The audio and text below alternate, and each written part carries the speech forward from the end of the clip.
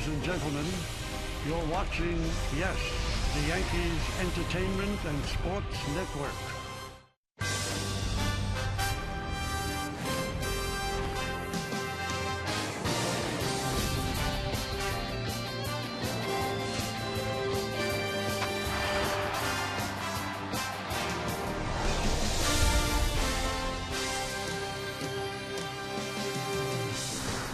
Subway Series South shifts to Steinbrenner Field here in Tampa, Florida. The Mets take the bus this time. David Wright and the team that beat the Yankees yesterday will go up against Derek Jeter, Alex Rodriguez, and the two managers get together as well, Joe Girardi and Terry Collins, in their final spring training game of the exhibition slate. As today, the Yes Network presents New York Yankees baseball. It's the New York Yankees against the New York Mets from Steinbrenner Field in Tampa, Florida. Hello, everybody, and welcome to Yankees Baseball, along with Lou Piniella and Ken Singleton. I'm Michael Kay. Well, this is the final spring training game for both teams, and the thing you want is no one to get hurt. That's the bottom line. Freddie Garcia is going to start for the Yankees. He's finishing up. Just starting, though, and coming in relief is going to be Andy Pettitte. Yeah, ever since Jack Curry broke the news that the Yankees had re-signed Andy Pettitte, I'm looking forward to this day. Andy's going to pitch at least an inning here today. At least he's scheduled to do so. And I'm anxious to see what he's got. First of all, he says his arm is fine. Well, I guess we'll find out a little bit about that today. But also he has to get his legs underneath him. Andy Pettitte getting closer to being in a Yankee uniform for real. Some simulated games for Andy Pettitte. This is the first time he's actually facing competition from the other side, so it is going to be interesting. Now, Lou, you've managed before. Let's get that perspective. Last game of the spring, what's going through your head? Well, you want the season to start. A couple things from a manager's perspective. As spring training draws to a close, you want to be injury-free. And outside of the injury to Chamberlain and Pineda, the injuries for the Yankees they're in great shape. As far as wins and losses are concerned, you want to start playing good baseball at the end of spring training, gain some momentum for the start of the season, and the Yankees are playing their best baseball of the season right now, so it bodes well for them. All right, the Yankees will start their season Friday in St. Pete. The Mets start their season tomorrow at Citi Field. Well, we are ready for baseball here, and yes, it should be fun. When we come back, we'll have the lineups, first pitch, Yankees against the Mets, right here on Yes.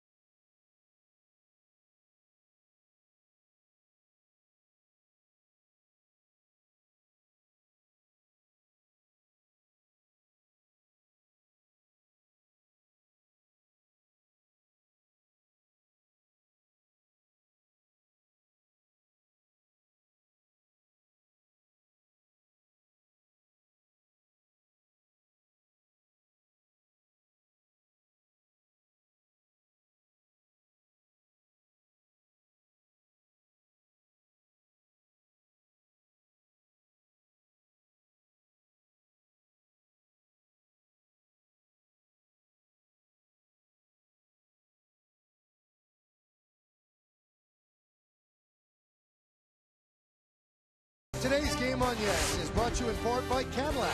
Visit CadillacTristate.com to find a dealer near you. By 5-Hour Energy, when you've got to get stuff done. And by DirecTV. If you call yourself a sports fan, you've got to get DirecTV. Call 1-800-DirecTV.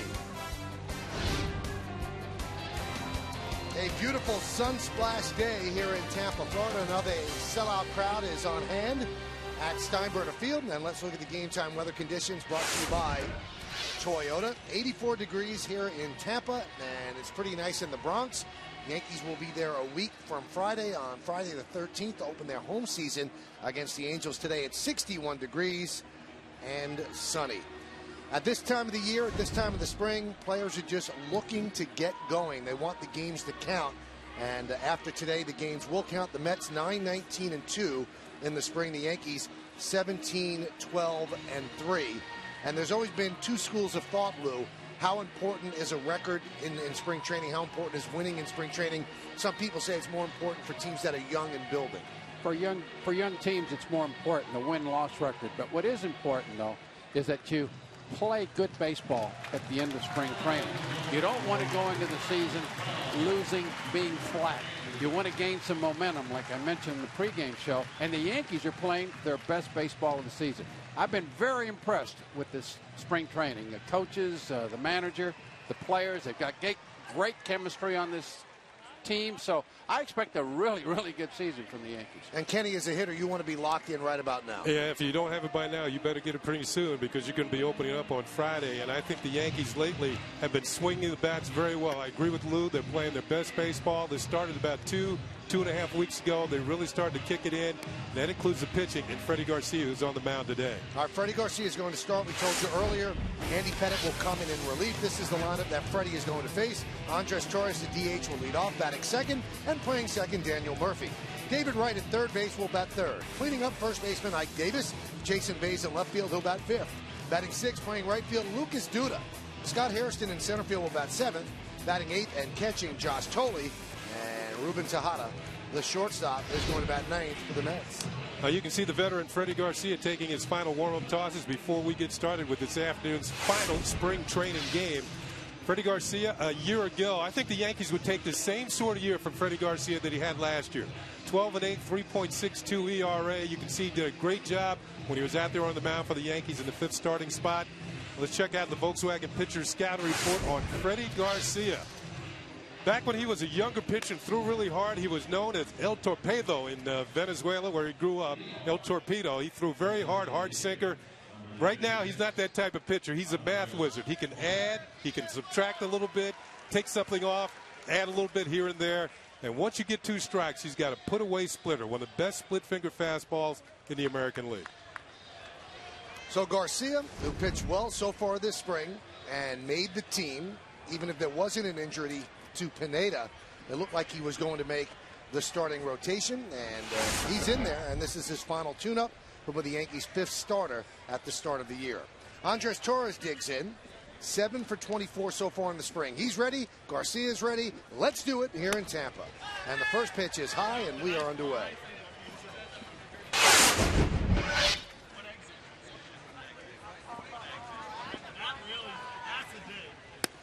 And there's a strike, down 1-1. Well, this is a type of day, Lou, you'd like to have a pitcher like Garcia on the mound. He throws a lot of strikes. This is the last game of spring training. And he pitches quick. Grounded to second. Cano, one away. Want to take a look at the Yankee defense, brought to you by the Home Depot. In the outfield, this is pretty much the defense you're going to see on Friday against Tampa Bay. Gardner, Granderson, and Swisher left to right. In the infield, A-Rod, Jeter, Cano, and Teixeira. That's third to first. Russell Martin behind the plate. And Freddie Garcia is on the mound.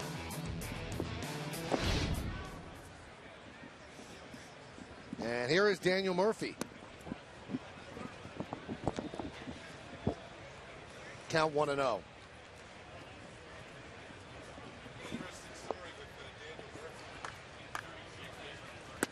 Pitch is high.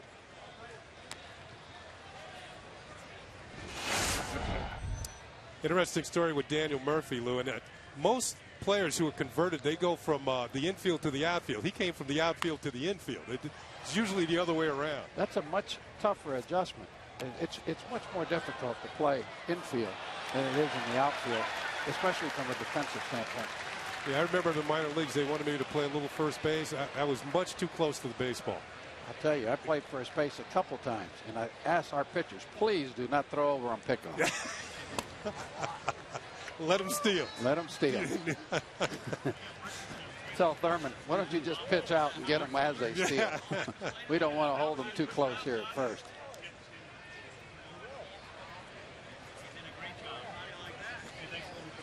Murphy's having a pretty good spring, hitting over 300.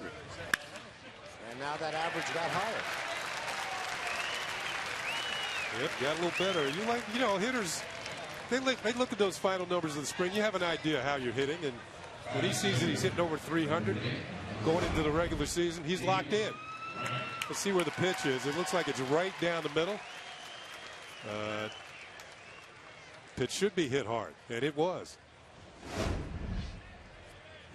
Well, one thing about batting averages in spring training, they're very deceiving. Sometimes you leave spring training on fire. You get off to a slow start. Other times you think to yourself, when am I going to get my next hit? Pitch to David Wright is a strike. But then you go up north, you get in cooler weather, Kenny, and you get a little stronger. You pick up some bat speed, and you get off to good start. So you never know. Lou, do you remember a player named Joe Haig with the St. Louis Cardinals? He's a left-hand hitter. I remember right. Joe. He had a spring where he hit close to 600. That one's driven to center field. Granderson will make the play for the second out. Those are back in the days when I was with the Mets, and in spring training was over in St. Pete. The Cardinals were there too. And every time up, he was getting a hit. When the season started, he couldn't find one until about May or June. And he ended up hitting a little over 200 that year. Yeah, it's hit or miss. The important thing early in the season, especially in cooler weather, is to take pitches and really get a good perspective of the strike zone. Because if you start chasing bad pitches in cold weather, you've got a lot of problems. Here's Ike Davis. He ended yesterday's game with a walk-off home run in the bottom of the ninth inning at Digital Domain Park in Port St. Lucie as the Mets beat the Yankees 7-6. Hot shot up the middle, hits second base, and it caroms out to left field. Daniel Murphy will go to third, and a base hit for Davis. Well, Freddie Garcia has already been hit by a ball this spring and missed a little bit of time, and this one just kind of cleared his right shoulder. Whew. That was close. One of those chuck and ducks. Well, one thing about Davis, he swings the bat a lot better than his dad did when he pitched for the Yankees. Yeah, I don't think about Ron. Yeah, his dad had good stuff. He really did. A good pitcher. Here's Jason Bay, who is still looking for his first spring training RBI. That's pretty hard to believe, especially when you're playing 30-plus games down here. Got 45 at-bats and no ribbies. And that's a concern for the Mets. He struggled last year. Came into spring training this year and said, I'm done listening to everybody. Everybody has advice. I'm just going to go out there and be as comfortable as I can. Having no RBIs is not a comfortable feeling. And a 200 batting average as well. Excuse me, Kenny. He had that great season in Boston. Where that left field wall was made to his liking. And then all of a sudden he goes to a bigger ballpark in New York. Start over swinging, trying to hit the ball for more power. And what happens is you suffer. All of a sudden you forget to get your hits to the opposite field on some tough pitches down and away. You're trying to pull those. You're either missing them or hitting ground balls at shortstop. Count 3-0 to Bay. You know, Michael mentioned the fact he doesn't have an RBI, which of course means he doesn't have a home run. I used to like to at least hit one home run in spring training just to prove to myself I could still do it. Right. I hadn't forgotten over the winter. Lays a strike in. 3-1.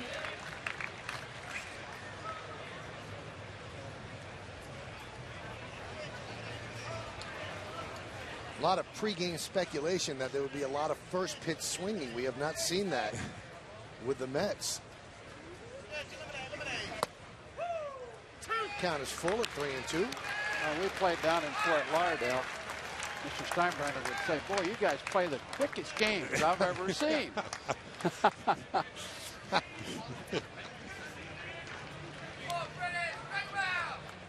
So the runner at first will go. 3-2 and 2 outs here in the top of the first. Just underway at Steinbrenner Field.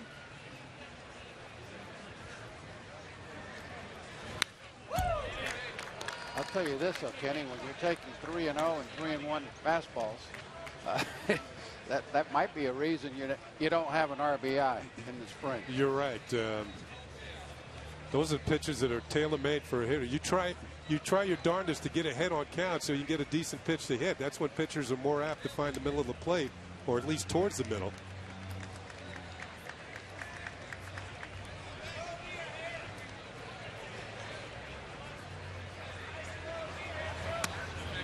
And Bay works a walk. So that'll load the bases against Freddie Garcia.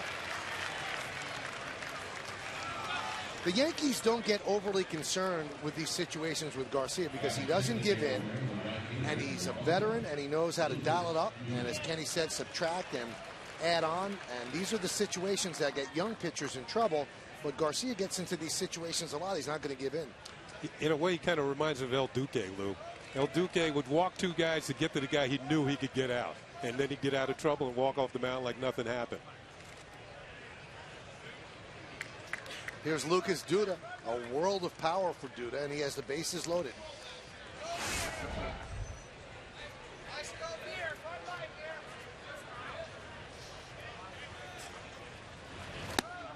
Off speed. I think this guy's going to be a really good hitter.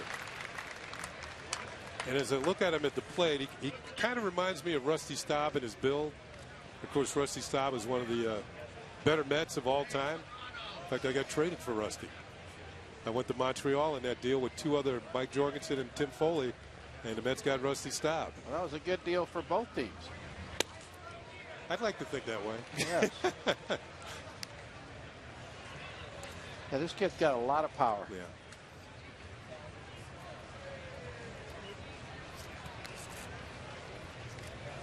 He's 26 years old. Mets had him in the 7th round of the 2007 draft.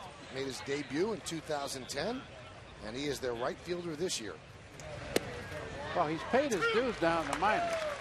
So it's time for this young man to take the bull by the horns and have a good season and earn himself some money at the big league level.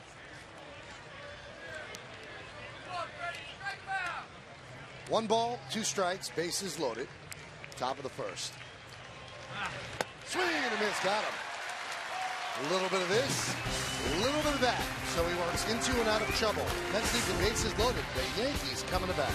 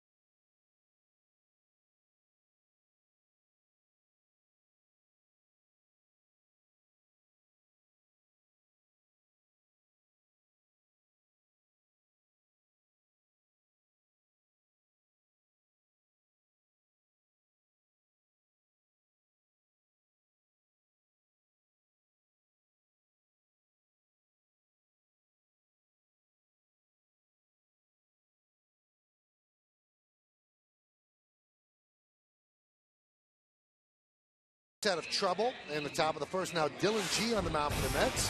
And if you want to fill out your Friday opening day lineup card out early, this will be the Yankees lineup against the Rays on Friday against James Shields. The captain, the shortstop, Derek Jeter leads off.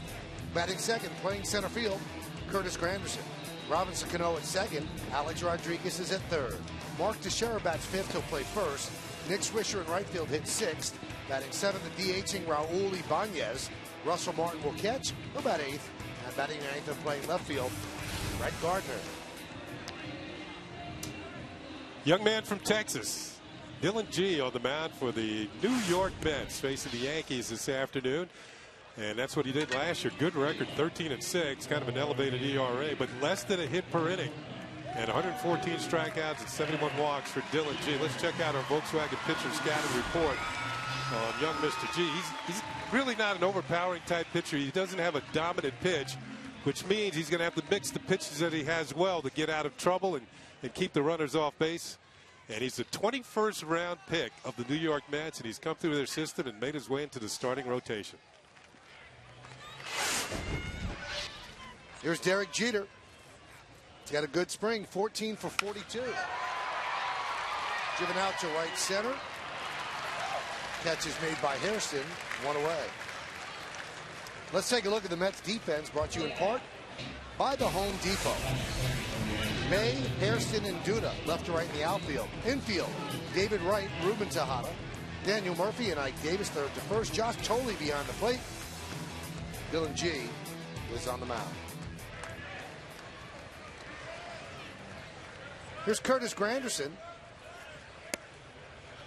Curtis 18 for 46 this spring. 391. Grounded to first. It seems like the Yankees got the memo of last spring training game. The Mets didn't receive that memo, so Jeter swings at the first pitch. I believe that was the second pitch for Granderson. Well, the Yankees are the veteran team. And you would think the Mets would be swinging. They've got to travel to New York to open up their season tomorrow in Atlanta, against Atlanta. And the Yankees get to stay here because they open in St. Pete, so they're not going anywhere. Here's Robinson Cano, 14 for 59 in the spring, but he has 15 ribbies. He's going to get a lot of ribbies in that number 3 hole. And he swings at the first pitch.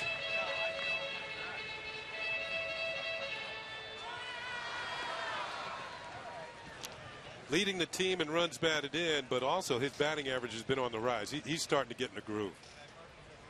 Yeah, he told me today that he's starting to feel very comfortable. There's a base hit to left field. There's some comfort right there. It's a good feeling for a hitter. And you can take a fastball on the outside part of the plate and line it to the opposite field. This might not have been a strike. It was borderline, but he's right there on top of it. Got on top of it. Watch the quick hands through the zone. Opposite field base hit. Boy, does he use his legs well through the hitting area. He's solid. Here's Alex Rodriguez. Solid spring for Alex. 14 for 48. He has 14 ribbies.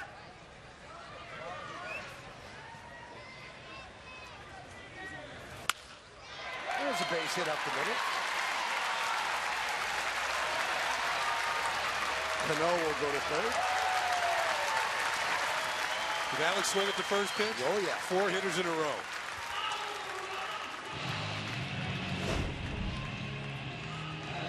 Not wasting any time. A little sinker in on the hands, but didn't get in there far enough as Alex is able to rip it through the middle for a base hit. I think he's primed for a very, very good season. Stays healthy. Stays healthy. That's the key. Here's Teixeira. Well, both these pitchers pitch to contact, so it's comfortable to go up there and hack away right away.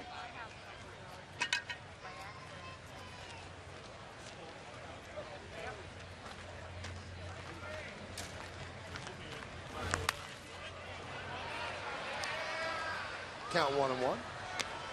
Yeah, I know spring training statistics can be a little misleading, but when I looked at Teixeira's stats, he's walked 10 times this spring.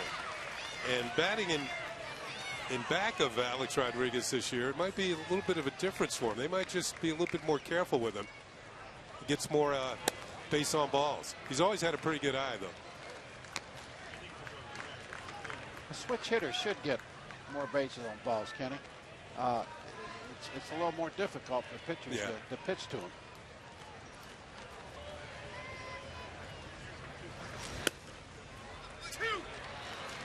And the Yankees certainly need a nice production from Teixeira this year. RBI-wise, home run-wise, get his batting average up 30, 40 points.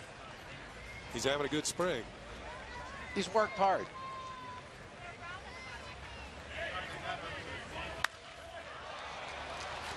Popped up.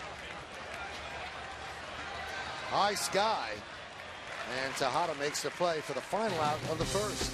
No runs, 2 hits, and 2 men left for the Yankees. We played 1. There's no score at Steinbrenner Field.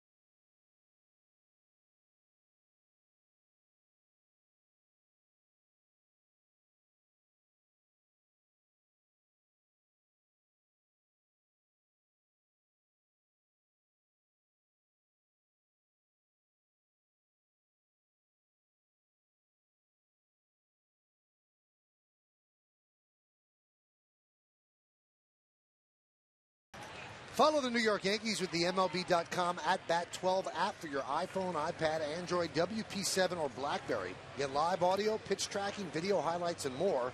Text @Bat to 31826 or visit Yankees.com for details. That's how I watched UNL yesterday. What a great job you guys did in Port St. Lucie, Michael.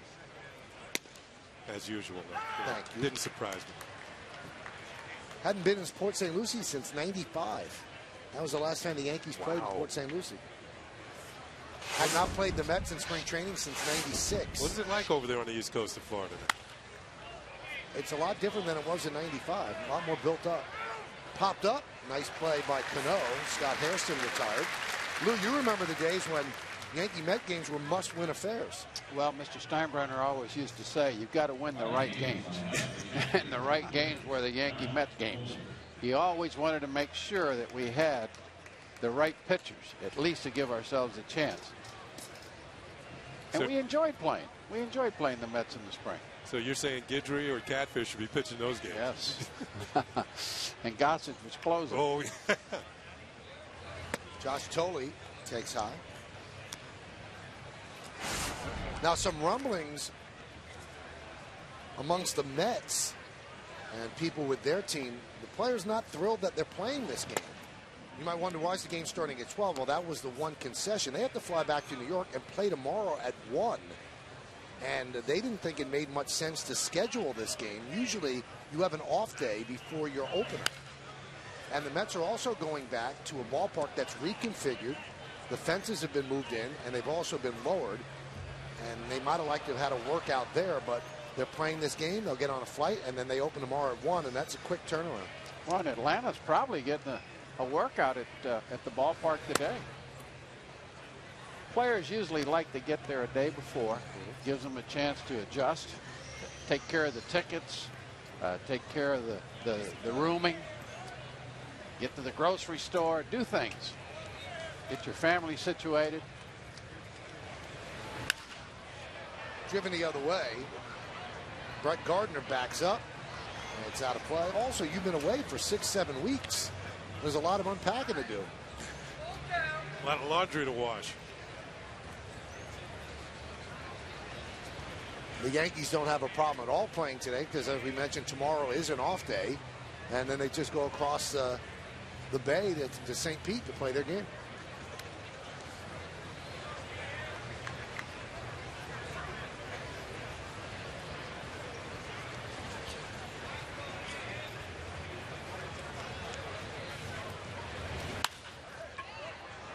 Popped up.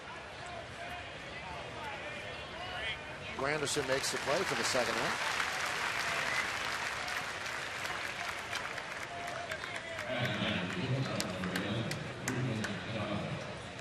You know, Freddie Garcia, we mentioned earlier, Lou, that he was a power pitcher.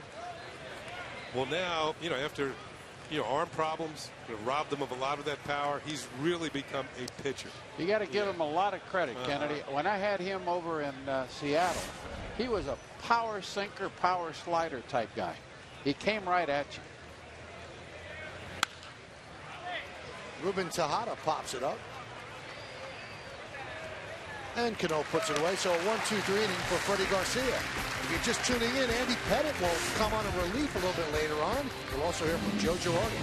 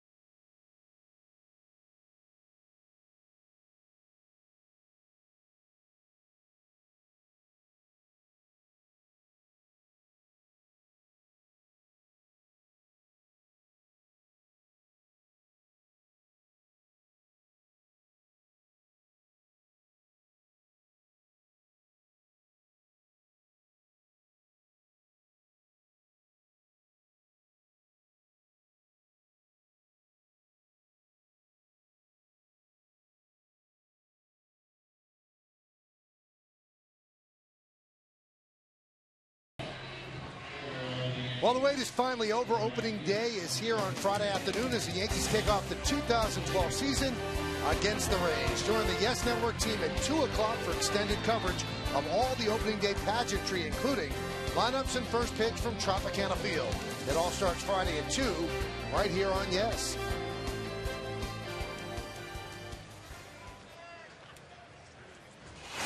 And here is Nick Swisher.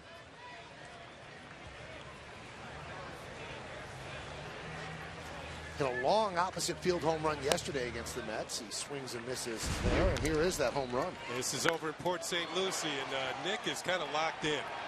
He had 2 home runs on that recent road trip. Hit one in Miami as well. When you start going against the traffic like that with power, you're having a good spring and ready for the season to start. Well, he got that little breather in the middle of spring training with a little hamstring problem. And now he's picked it up. Got good bat speed, hitting the ball over the left center field wall yesterday. Is a really, really good sign for a hitter. That means you're waiting on the ball well. And you're seeing it well. Boom. Exactly. Nick's had a couple of opposite field doubles batting left-handed as well this spring. Well, he's going to have to be productive in that 6-hole to protect Sheriff.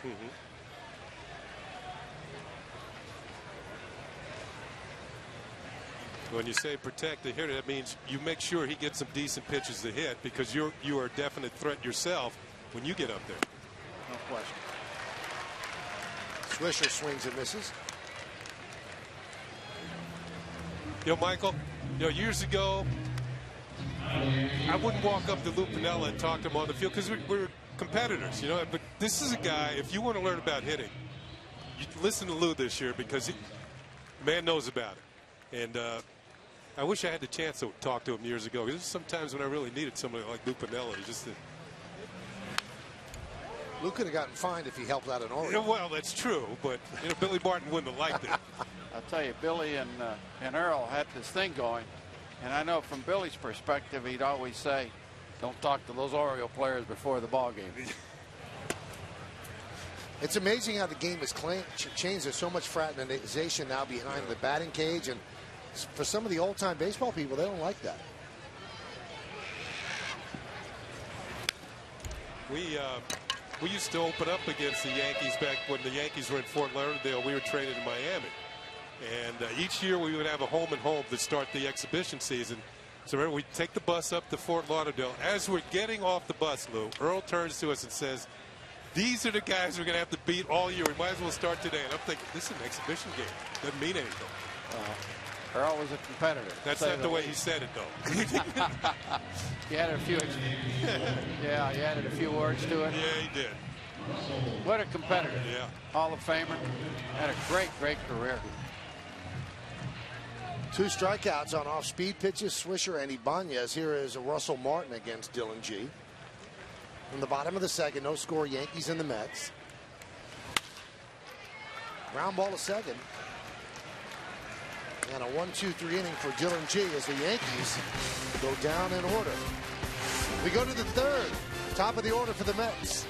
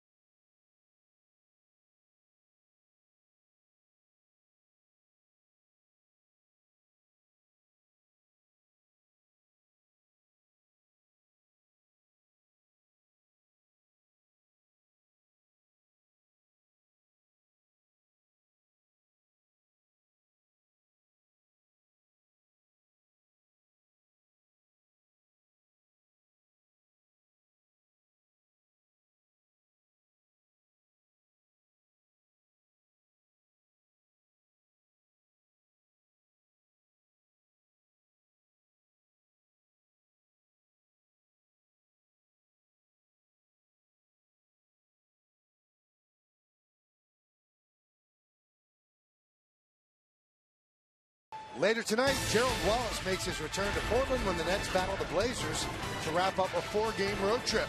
Coverage starts at 9:30 with the Nets pregame. Then Ian Eagle and Jim Spanarkel call all the action, and it's only on Yes.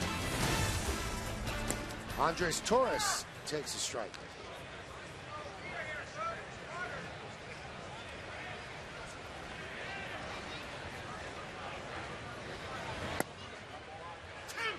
Pretty good curveball, Kenny. Took a while to get up there, didn't it? Yeah, it must have been 78, 79 miles an hour. There's that split finger you alluded to. Yeah, when I had him in Seattle, he came at you hard, Michael.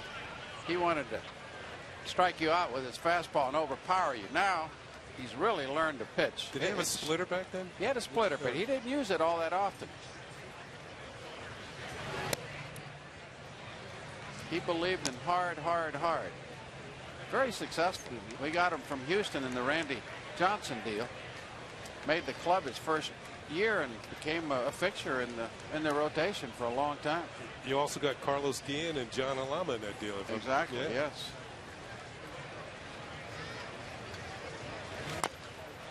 But it's really a good thing to see pitchers making the adjustment and becoming pitchers instead of throwers.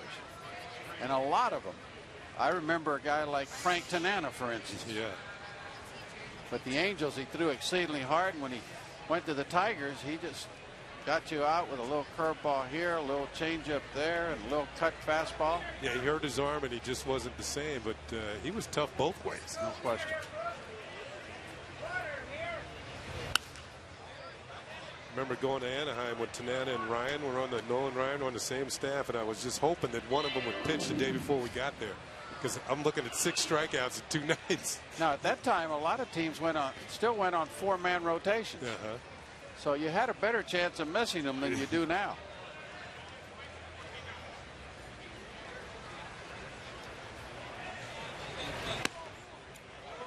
And it's no coincidence. Those are the 2 pitchers that struck me out most in my career.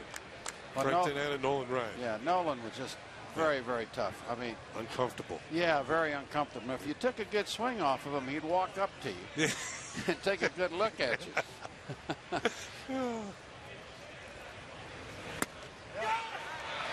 Could not hold up.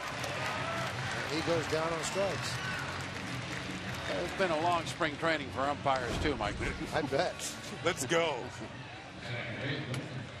That ball was out of the zone. It was. Let's see if he goes around too far. Yeah, that's far enough. That's far enough. Yeah. That's it.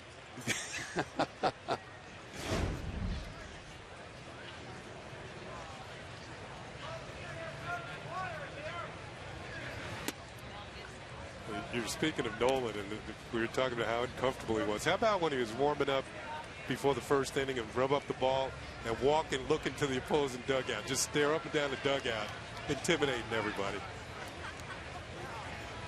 Yeah, I thought he was by far the most intimidating pitcher. Yeah, he didn't want anybody bunting. No bunting today, fellas. And then when he had that fastball going on the outside part of the plate and he drop Uncle Charlie on you, you're done. You're done.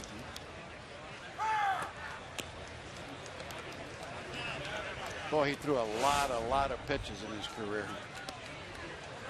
And you know what? He's made a great transition being president over there, the Texas Rangers. Yeah. Done a great job. Yes. And he's kind of changed the way they're thinking about their pitching. You know, just he wants the pitchers to stay in there longer.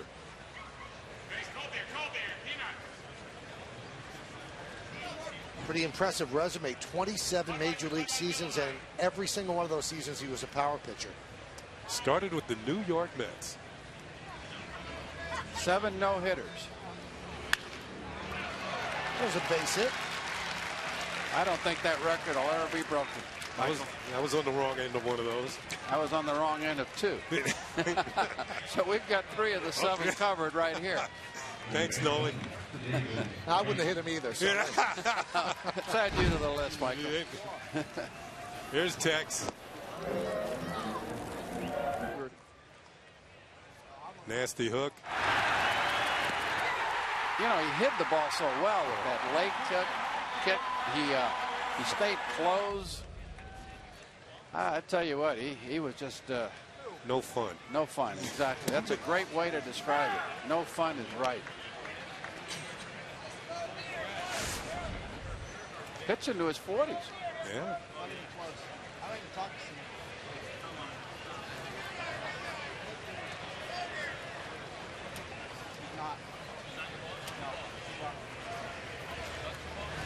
We got Jamie Moyer on the borderline of 50. He just made the Rockies at the age of 49. And he's going to be in their starting rotation. Is he going to be 50 during the season? Or? I don't think he's going to be 50 during the season. Okay. What a great story. I'll tell you what, if he has a good year, he's going to pitch till he's 50.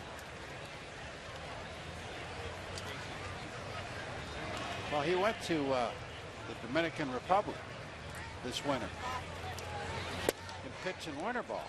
And I said to myself, what is he doing? Is he crazy? Well, I'll tell you what. Coming off surgery, right? Coming off surgery, yeah. Exactly. No question. And pitching in Colorado is not an easy thing to do. And pitching in Arizona is not an easy thing to do in spring training. So he must have had a really, really nice spring. I give him a lot of credit. I do, too. Well, he can still pitch. Obviously, he's a very smart competitor. But the thing that makes you nervous, and Lou, you remember this when you managed the Yankees, one of the reasons that Tommy John had to retire just couldn't field his position anymore. The reflexes are not what they were. That's why Phil Niekro had to retire as well. But obviously, Jamie Moyer feels that he can field his position. Yeah, especially when you pitch out over the plate like a Jamie Moyer does. A lot of balls are going to be hit hard up the middle. I used to call Jamie when he was with me in Seattle the Falstaff Old Pro.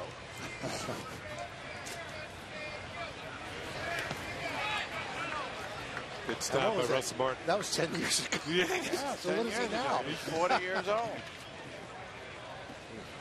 The Ancient Mariner was another title for him. He loved pitching in New York, and he loved pitching against the Yankees. And he drives some of those big hitters that the Yankees had crazy with that off-speed stuff. His father-in-law is Digger Phelps.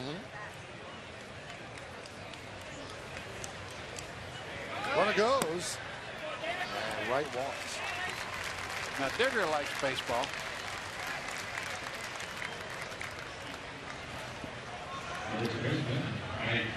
Actually, he thought he was a manager, Michael. He'd come into my office and try to write out a lineup for me and make a suggestion here and there. How quickly did you usher him out? Well, I told him that I had a meeting coming up.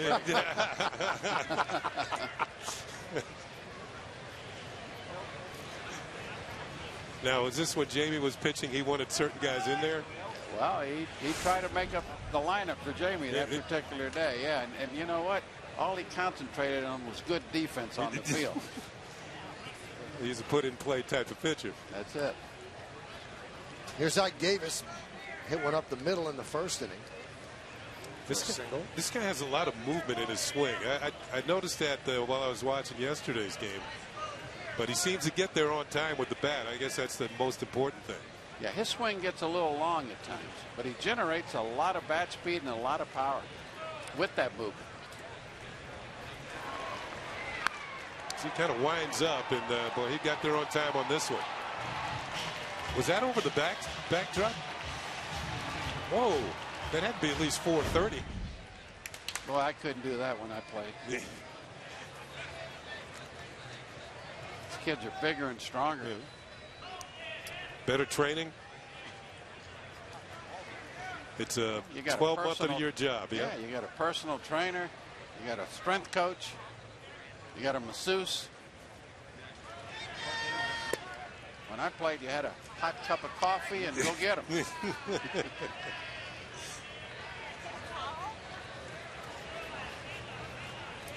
But you're right. This kid does have a lot of movement at home plate. You would think that a good fastball, you could get it in on his hands.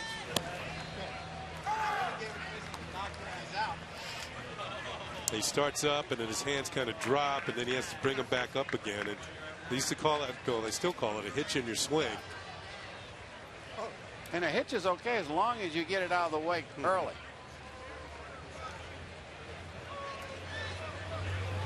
I remember at Cincinnati, I had Eric Davis. Yeah. And Eric had a hitch also, but boy, could he generate power. Quick wrist. Really quick wrist. Don't they say that the hitch really comes back to haunt you when you're older and the back speed isn't there? That's exactly right, Michael. You need a shorter, quicker swing, and you've got to get that hitch out of the way. And the guys that can get rid of it. That one is hit deep to right field. No hits there. See ya.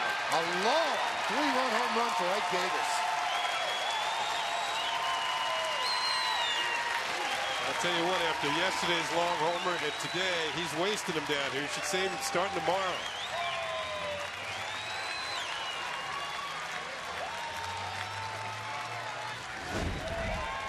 Well, here he just gets a good changeup out over the plate. You can see that Freddie's location wasn't really good on that pitch. And he loads up and he gets it off. What great extension with that front arm. You know it's a long home run when you have the lights in the highlight. Not only that, but I was watching our Nick Swisher in the outfield, and he never moved.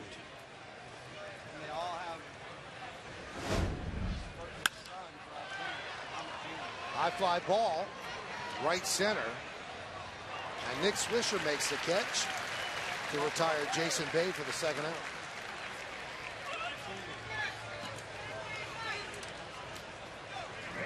So Bay still looking for his first RBI of the spring. He's running out of time. Well, to get him off the schneid, maybe Terry Collins will have him squeeze a run in. Saying that jokingly. Yeah, obviously. well, who knows? He might have 6 runs batted in tomorrow. An opening How day. about that? Yeah.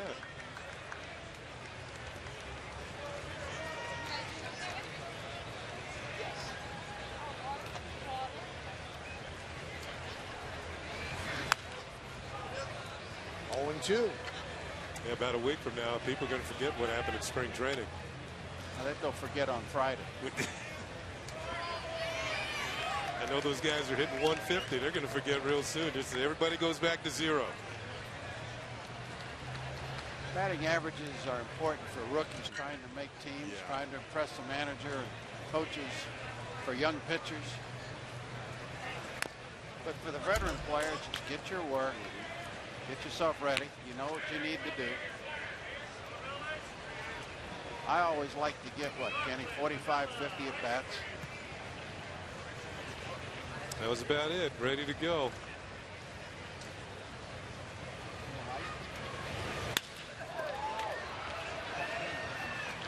Fly ball, center field. Duda is retired, and that'll do it. But the Mets score 3 runs on 2 hits.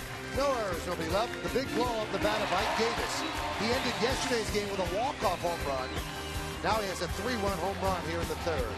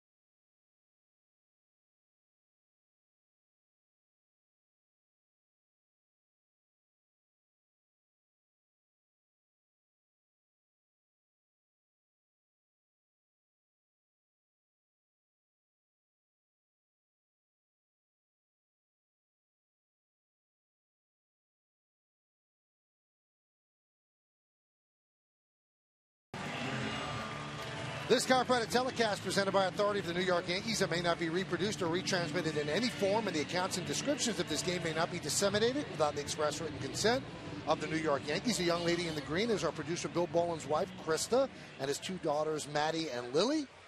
They're all much better looking than Bill. And they are enjoying the game while Dad's working. Always a cut. You know, Oh, I love those spring colors they had on. Getting ready for Easter.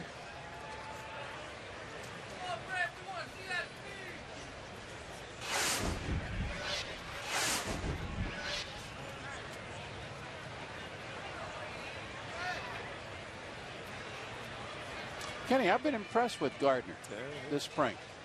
He's, you know, you watch him take batting practice. He's got some pop. every once in a while he'll load up. How about that pop? You know where he's really got pop, Lou? In his legs. 49 stolen bases, was it? He got 7 this spring. He hasn't been caught. So he's ready to create havoc on the bases. Yeah, I look at guys like him run, or back in the day, Mickey Rivers. I'm thinking, man, I wish I could run like those guys. I've been a totally different player. Yeah, but they would have wished that they had your power. Okay, yeah. I guess it's an even trade-off. But it's fun to bring those legs to the ballpark every day, isn't it? Because you didn't know if you were going to get one, to, you know, get into one on a daily basis.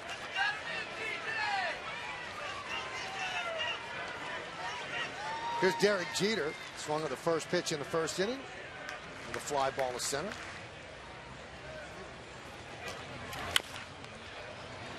Chop foul. Gardner had a false start over there at first base. He's one of the guys, Lou, that, you know, as your manager, you don't mind guys like this stealing even when you're behind in a ball game. Yeah, you put him on your own, on his own, and if he gets a good jump, you let him go. There's nothing wrong with running if you're behind the ball game. The pitcher is slow to the plate. The catcher doesn't throw well. Pitcher doesn't have a good move and you get a good jump, let the guy go. Now you start taking that privilege away if the percentages aren't good. As Robbie Thompson, the Yankee third base coach, with the signs, which with Gardner probably don't even mean all that much because, as you said, he's probably on his own. He picks his own pitches. There he goes. Throw to second. Not in time. 8-0 this spring. Great jump.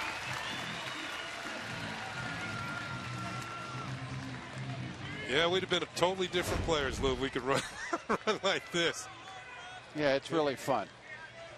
All they have to do is see the throw is to the third base side of second. That's all it took.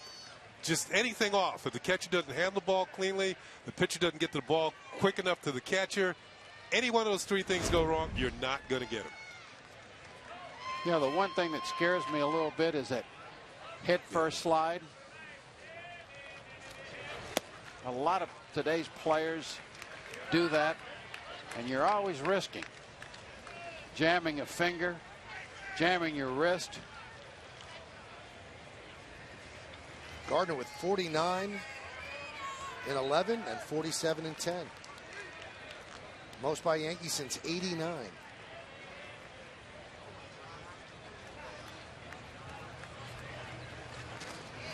Ricky was just in a different stratosphere. Well, Ricky was a dean. Well, how do you explain this slide, Kenny? I didn't have this in my repertoire. No, I wasn't stealing bases, so that. Michael? I didn't have a repertoire. Well, he slid away from the tag. See, but Michael can spell it. You're right. The throw was on the shortstop side, and he just slid away from the tag. Actually, catcher had a pretty good release. Yeah, he did. So the throw was just enough off. Maybe just a foot to the wrong side of the base.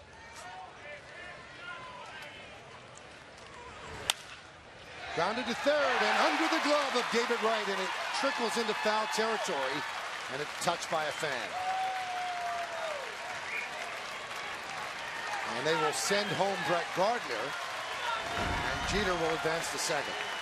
Well, here's the play, and usually David Wright is all over this, but underneath the glove, off of his foot, and an unexpected souvenir for a fan over near the tarp. Down the left field line. Here's Gardner holding up on the ground ball, thinking it's going to be caught, but instead it's not, and he scores. That is an E5. So the Yankees are on the board. It's now 3-1 Mets, and here is Granderson.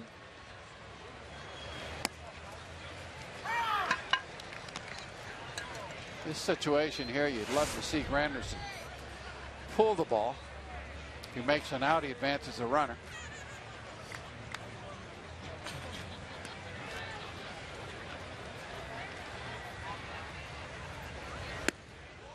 It's so important to advance runners during the course of a ball game.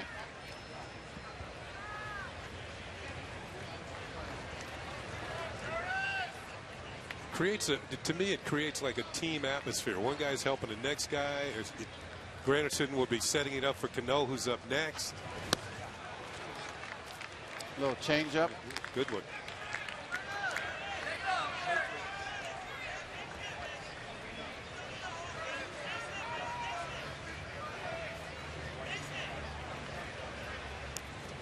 So when you get paid to drive in runs and somebody moving runners up a base for you, if I drove in the run, I would come back and thank the guy for moving him up.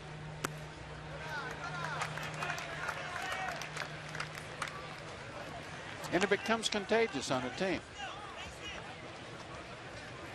Start playing team ball instead of individual ball.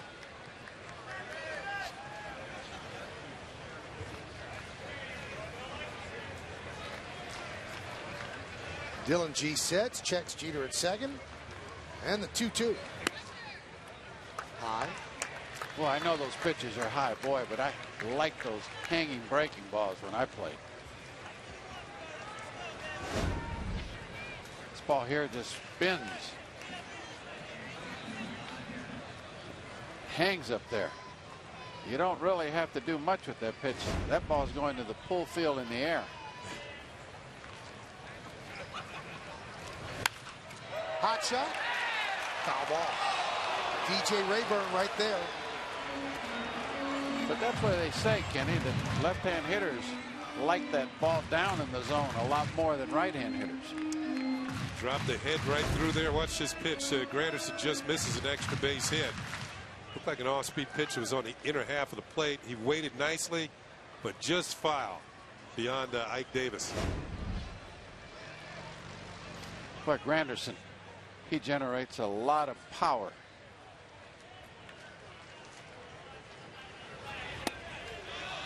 And a walk. He is wiry strong. You know, he's. I wouldn't say when you look at him, you don't get the idea he's a big, strong guy. But to me, he's wiry. He's got that very quick, powerful arms. Uses his lower body well in the swing. Yeah, but he and Kevin Long really got it together a couple of years ago. Was there, for me, the best hitting coach I ever had was Larry Doby. He taught me what type of hitter I was. Was there a hitting coach you had, Lou? Charlie Lau. Charlie Lau, okay. Charlie had a lot of success with a lot of hitters, including George Brett, which at one time I thought George was as good a hitter as there was in baseball. Here's Cano, first and second. One run in, nobody out. 0-1. We had a pretty good hitting team over there for a while in Kansas City. We had big John Mayberry, too. Remember John? Yeah. He used to hit that ball into the water out there at Royal Stadium, Kauffman Stadium, and he'd say, John stays in the water.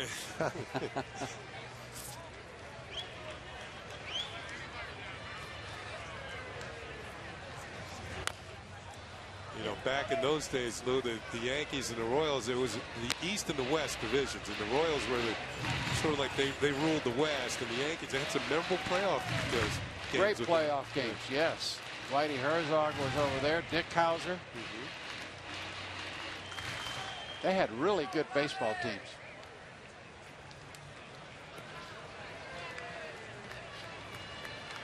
Good pitchers like Dennis Leonard and Paul Splitoff. Quisenberry, the closer. Had Al Rabowski for a while. The Mad Hungarian. The Mad Hungarian, right. Steve Busby. Yeah. He would have been a heck of a pitcher if he didn't hurt his arm. I think in this day and age, they might have been able to fix what was wrong with him, but not back in those days. The 0-2. He had what you classified as almost an unhittable slider at times.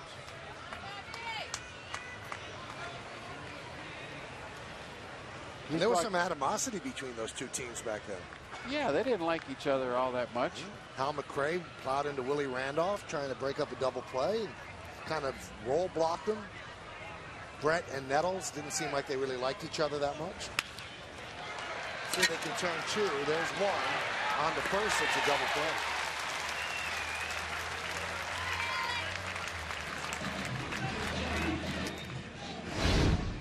Here's some Royals-Yanks memories. Against Mark Littell, Game 5, 1976, as the Yankees go to the World Series for the first time since 1964. Wow. What a clutch home run. In the Bronx. Yeah, what a clutch home run by the snatcher, Chris Chambliss. I always wonder what happened to that guy that Chambliss just plowed into as he's heading into the dugout. What a shot. There's a strike to Alex Rodriguez. I've talked to Chris about it. He said it was actually scary getting around the bases. A lot of people were in the field. Those things don't happen anymore. People don't go in the field anymore. At least you're not supposed to. They should. 0-2.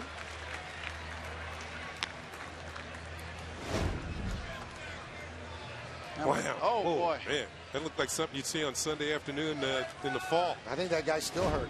I think Parcells would have tried to recruit her for the Giants.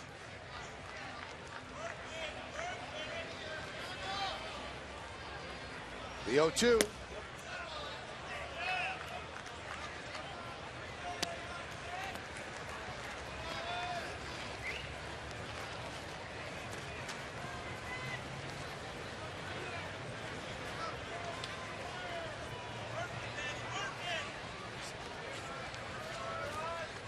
These are the situations, those 2-out RBIs, they really give a team a lift.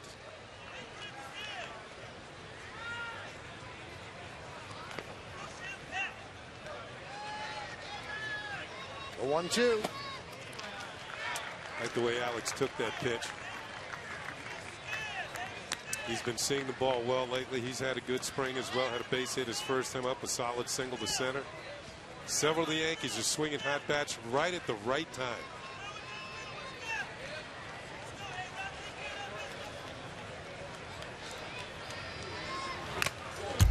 They're going to face some tough pitchers in their opening series. You get James Shields and David Price. Hellickson. And Hellickson, yeah, this. Hellickson last year, Rookie of the Year. Those are the matchups for this weekend. Our coverage on Friday begins at 2. Game starts at 3. Good pitching on display. Saturday is a night game, and Sunday back to the afternoon, and the Yankees head to Baltimore for 3 against the Orioles. Swing and a miss. Nice sequence for Dylan G against a very tough hitter. Yankees get a run on 1 hit, 1 error, and 1 man left.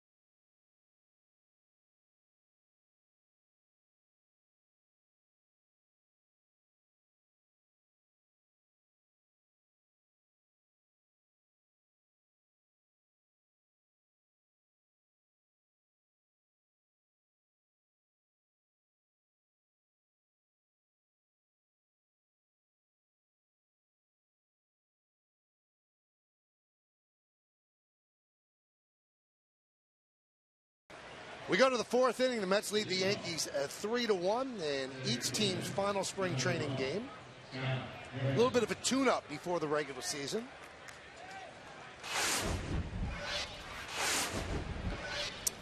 Yeah, Freddie Garcia's first scheduled outing will be the middle game of the 3-game series in Baltimore.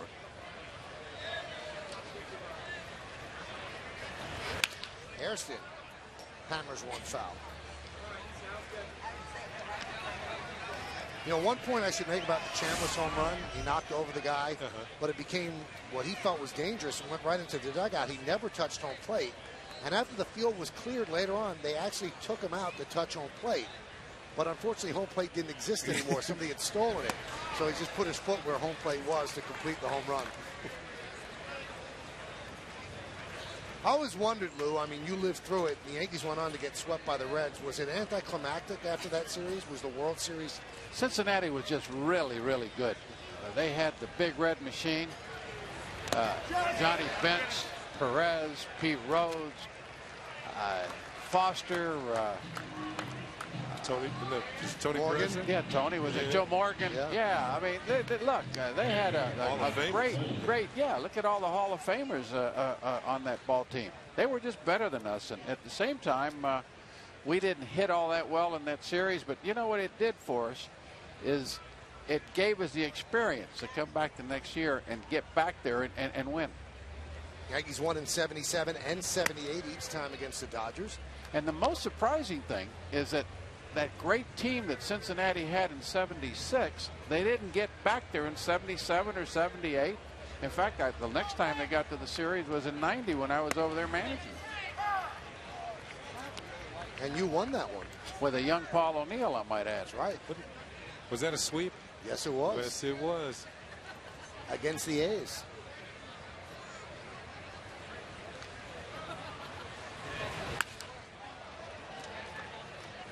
Fly ball to left field. Josh Thole retired. The manager of that A's team, Tony La Russa, he was actually in Port St. Lucie yesterday. He's doing some scouting for the Tigers, and he's working with Jim Leland, but just taking in the ballgame. Yeah, Tony and Leland are good friends. They've been good friends for a long time, and Tony will do a nice job in whatever job he has in baseball. He's very astute, very intelligent, and he's very dedicated. He loves the game of baseball. And you and Tony from this area? We grew up a mile apart. From this stadium here, maybe 3 miles. Whenever you played a Tony La Russa team, you knew that team was well prepared for the game that night. And that's what made I remember back when he was managing the White Sox when he first kind of started managing, and I realized after years and years, I said, man, these guys always play hard and ready. Fly ball left field. Gardner is there, and the Mets are retired in order. 1, 2, 3. We go to the bottom of the fourth. Mark Teixeira is going to lead off for the Yankees. Then some Nick Swisher and then Raul Ibanez.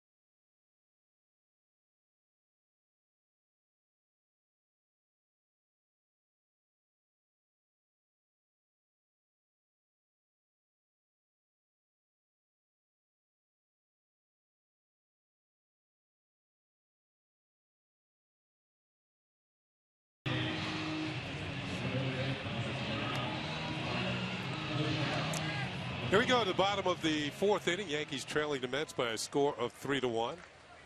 Mark Teixeira is going to lead it off for the Yankees, followed by Swisher and Ibanez. Boy, Ibanez has struggled here this spring. 155 batting average. He's got 3 home runs, though. Teixeira popped up to short in the 1st inning and a 1-0. It's low. It's Yeah, interesting. he got off to a slow start. Excuse me, Kenny. That's right. To a slow start last year with the Phillies, and then picked it up quite well. So I think the Yankees will probably have to have a little patience with this guy. High fly ball. Way up there. 1 away.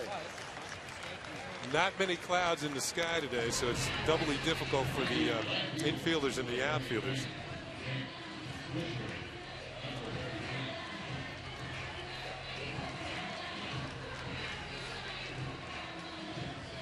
Yeah, if you had a late night last night, it could be a little adventure in the outfield, Michael.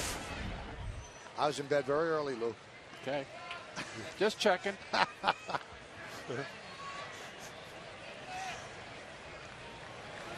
You ever have curfews when you were a manager? Yeah, I had curfews. Did they ever listen? And at times I went out and make sure that guys weren't out. We had room checks. I remember when I played for the Yankees and we'd come over here to the Bay Harbor Inn. Mr. Steinbrenner would have a couple guards in the lobby so that the players wouldn't be out. Now what they would do, though, is tie some bed sheets together and climb out the top balcony. That sounds like a frat house. Yankees actually had a road trip on this side as Nick Swisher goes down swinging. And they stopped in Punta Gorda, which back in... There was nothing there. Nothing there. And we had this little roadside motel that they stayed in. And everybody got off the bus late at night, and Billy was the manager.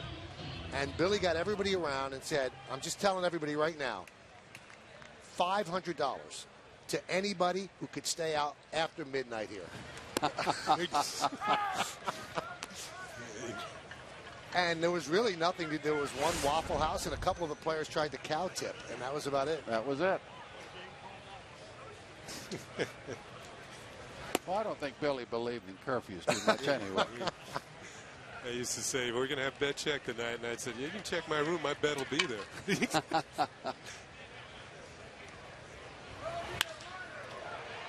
That one's driven out to fairly deep right center as Hairston runs it down for the final out of a 1-2-3 inning. Let's go to the 5th. Yankees and the Mets. The Mets are up 3-1 here at Steinbrenner Field.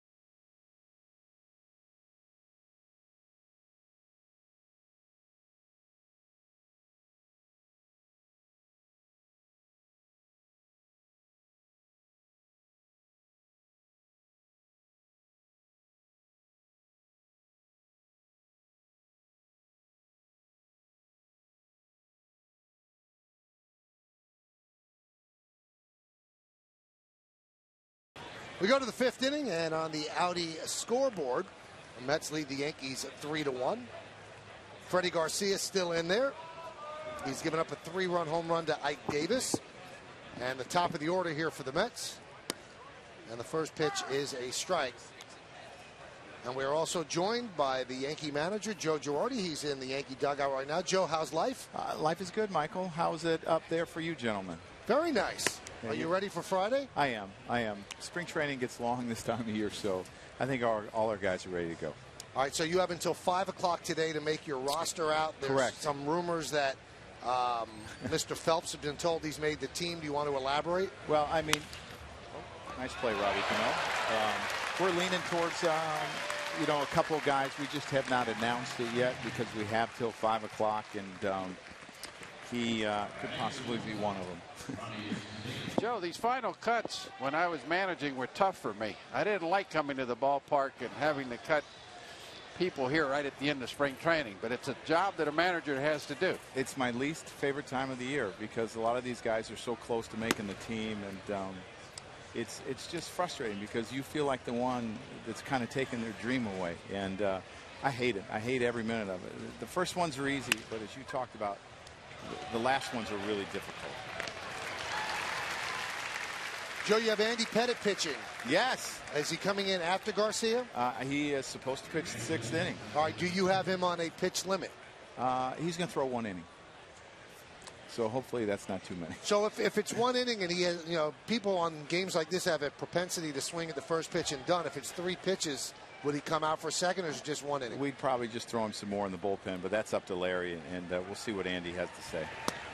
There are also some reports that Boone Logan was having an MRI. He had a back issue today. Is everything? Yeah. He hurt himself yesterday. Just he turned and he felt a little snag in his back there. So we had a test done, I believe, today, and I have not been given the result. We're hoping it's just a couple days.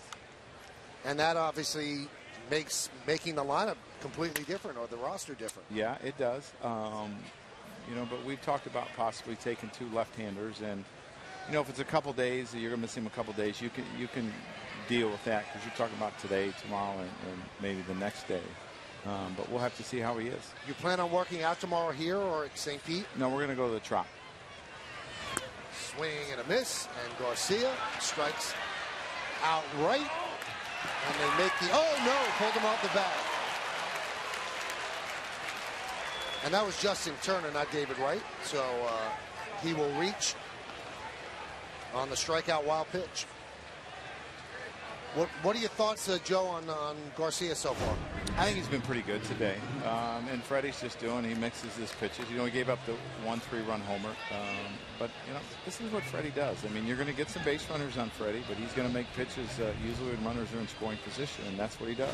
Now, they're taking him out, Joe. Why? Is he had a pitch? Yeah, we had talked about 70, 75, and that's about it. So, and this way we get Clay a batter or 2, and then we'll go from there.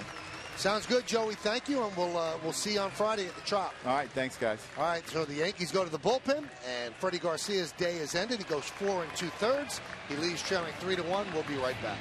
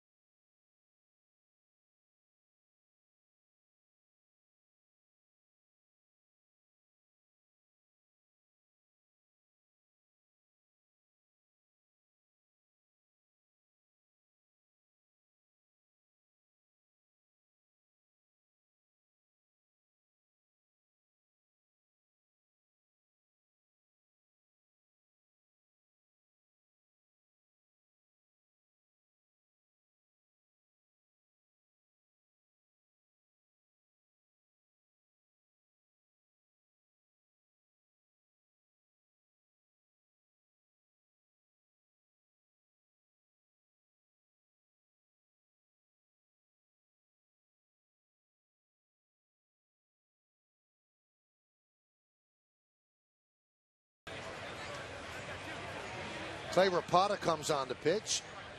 And although they're not announcing anything, Clay was called into the manager's office before the game, and it looked as if it was happy news, and he's the second lefty they are going to carry. And boy, he becomes very important if Boone Logan has to go down for a couple of days because of a back issue. We don't know the result of any MRI, but it is interesting against the Rays. They're lefty hitters you want to get out. You need two left-handers in the bullpen. And Rapata gives them just that. You don't need to get one lefty up all the time. You've got one for the middle part of the ball game if you want. You got one for the end of the ball game if you want. And that injury to Logan, like you mentioned, Michael, probably helped Rapata's situation. But he's been impressive this spring. He's made some left-hand hitters look awfully silly. I think left-handers hit barely over 100 against him last year, so he's very effective. You can tell by the way he delivers the ball that lefties kind of have nightmares about facing it. So Richard Lucas walks, and that's going to bring up Daniel Siciliani.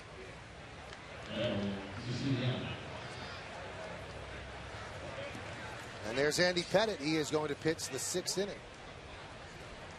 Yeah, I talked to Andy a little bit in the clubhouse before the ball game. He didn't know exactly what to expect today, but he says he's feeling very, very good.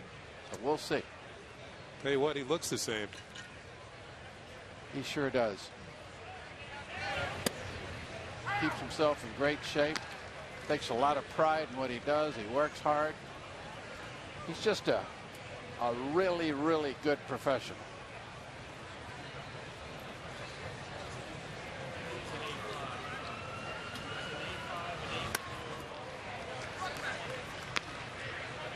You can see the difference there. After Turner stole second base, Richard Lucas, the right-handed hitter, didn't see much. And now the left-handed hitter comes up, and this is where Rapata thinks, this is my 3rd out of the inning. Swing and a miss as Darryl Siciliani goes down on strikes. No runs, no hits, no errors, and 2 men left. We're halfway through. Mets lead 3-1.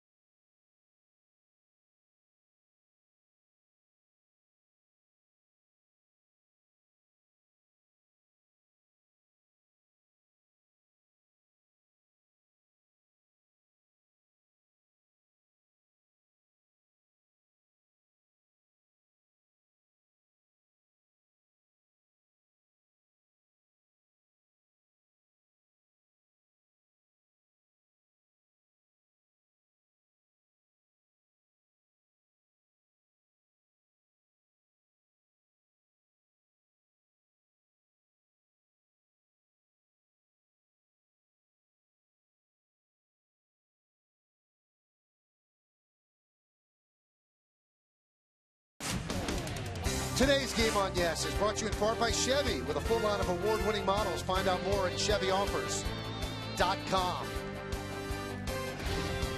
We go to the bottom of the 5th. Russell Martin takes a pitch outside from Dylan G. Audi scoreboard: 3 runs, 4 hits, and 1 error for the Mets. 1-3-0 for the Yankees. The 6th inning, Andy Pettit will pitch for the Yanks. Pitch outside.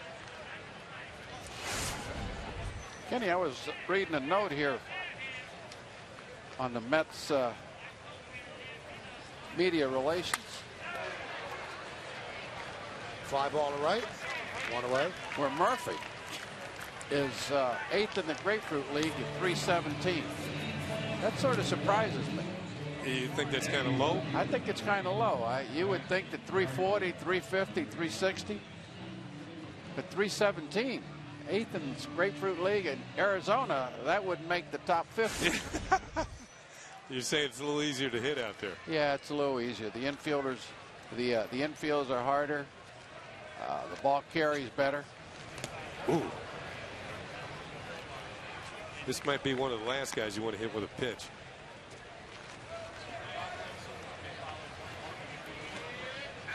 I think overall, Lou, when you think about the way pitching's kind of made a comeback the last few years, run scoring is down, home runs are down. Nice play by Dylan G. And he will retire Brett Gardner for the second out. I think you're seeing teams respond to that. They have a little more speed in their lineups if they can. They think more of good defensive play. Stolen bases are up. I mean, the Yankees were 3rd in the league last year in steals. Everybody talks about them leading the league in home runs, but they have a varied offense. You think of somebody like Nunez, didn't play very, he had 300 at bats last year, had over 20 steals.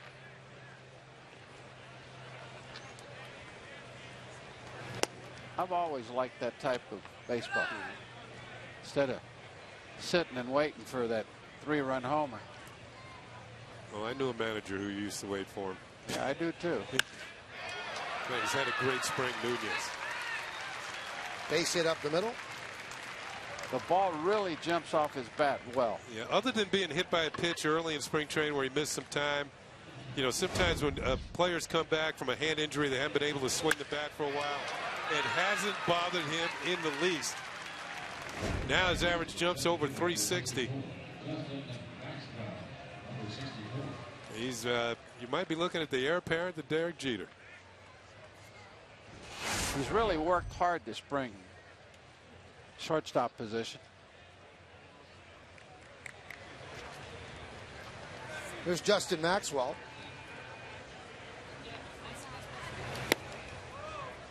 Here's a kid with a lot of pop also. Swing gets a little long at times. Tries to muscle. He's got 6'5", 6. He's tall. Athletic. Yeah. Good outfielder. Throws well. Can run. Can run.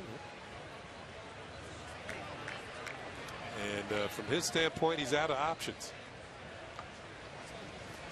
And that's why it's important for these young players, rookies that come into camp, and they can impress a lot of scouts in the stands. If they can't make the Yankees or their respective ball club, they can be picked up on waivers.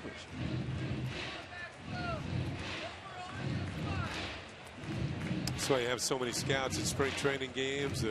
There are teams looking for outfielders who can play some defense and hit a little bit. Maxwell was having a good year at AAA last year till he hurt his shoulder and had to miss the rest of the season. But he was on his way to having a tremendous year.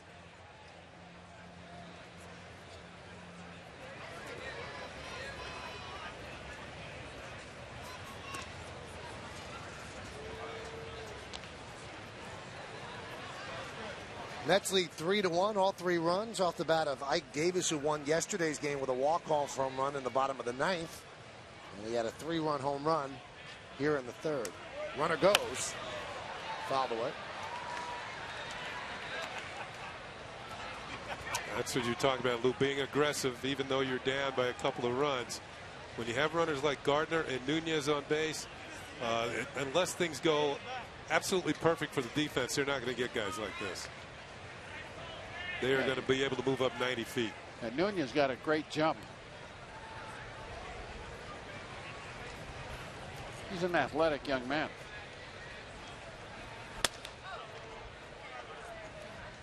You know, one thing about different teams, a lot of teams like the slide step approach, the quick pitch approach, and the Yankees, most of their pitchers use a full windup.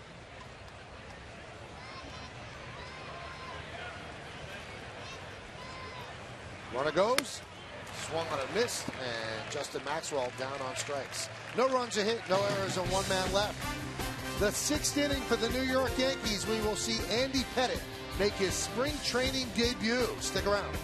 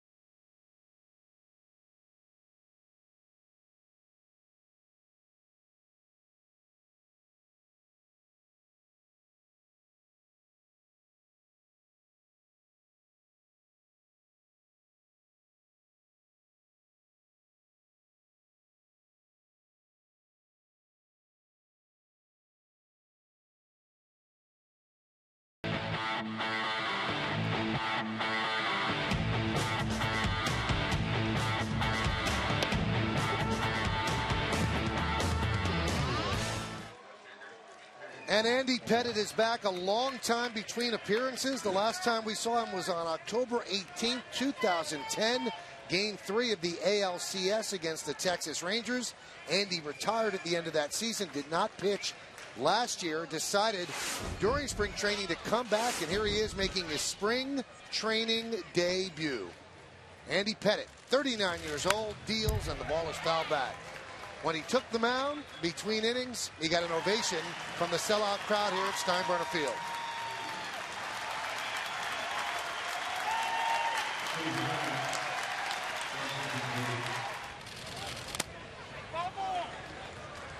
"16 years in the big leagues, 240 wins, 138 losses, a 3.88 ERA. 5-time world champion, 13 years with the Yankees, 3 years with the Astros, 19 career postseason wins, which is a major league record, 3-time All-Star as well. Big game pitcher. It's quite an ovation he got here at Steinbrenner Field. It makes you wonder what it's going to be like when he takes the mound at Yankee Stadium for the first time, and what that ovation is going to be like. Probably be what, a month or so? Everything goes well May 1st, they say. Okay. Stay down here in Florida for a while, and maybe even pitch with the Tampa Yankees. And then maybe his last start or two, possibly AAA. Face a little more experienced hitters. Lou, what can you expect from a guy who's going to be 40 in the middle of the season, and he has not pitched for a year? His 40th birthday is June 15th. Wow. Jamie Moyer could pitch at 50. Andy certainly can pitch at 40. Look, this guy here is a competitive pitcher. He knows how to pitch. He's got experience. He stays in good shape. I think he's good. I think it was a wonderful, wonderful pickup for the Yankees. You never have enough pitching, and also you never have enough left-hand pitching at Yankee Stadium. So I think he's going to do quite well. Now, he's got to make sure he doesn't rush and hurt himself. Give himself some time. Stay on the program that the Yankees have for him. I think he'll come in and do a really, really nice job for the Yankees, Kenny. And I think that what really helps him is he's kind of been throwing all along. He says his arm is fine. It's just the rest of his body has to get in shape. You know, he hasn't been doing little things like covering bases or trying to pick runners off. And that one is just over the leaping try as Corey Vaughn picks up a base hit.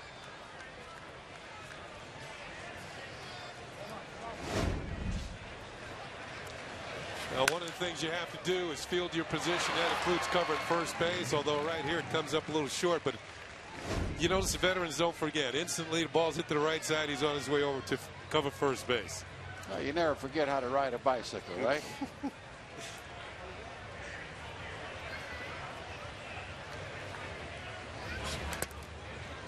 Pitch to Hairston is low. But Kenny, you're right. It's a lot different being in shape in a gym than it is coming out here and do it on the baseball field. There's so many things that you have to do. Cover, field, relays. Plus you get a whole, adrenaline flow is a lot higher when you're in a game, even though it's an exhibition game. Good pitch. Popped up. Nunez will make the play.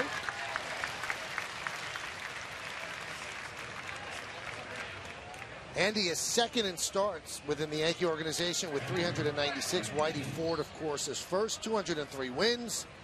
He's fourth in innings and second in strikeouts. Very impressive. And Whitey is also the leader in strikeouts. That's why he's the chairman of the board. Whitey Ford has always been a huge fan of Andy Pettitte's as well.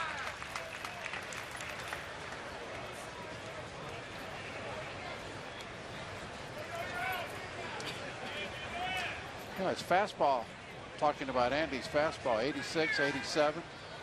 Curveball in the low 70s. I think after a couple, 3 more appearances, you'll see closer to 90, and you'll see that curveball into the high 70s. And of course, he's had that vaunted pickoff move that has sent a lot of runners from first base with the heads down back to the dugout. Swing and a miss. Throw to second. Got it.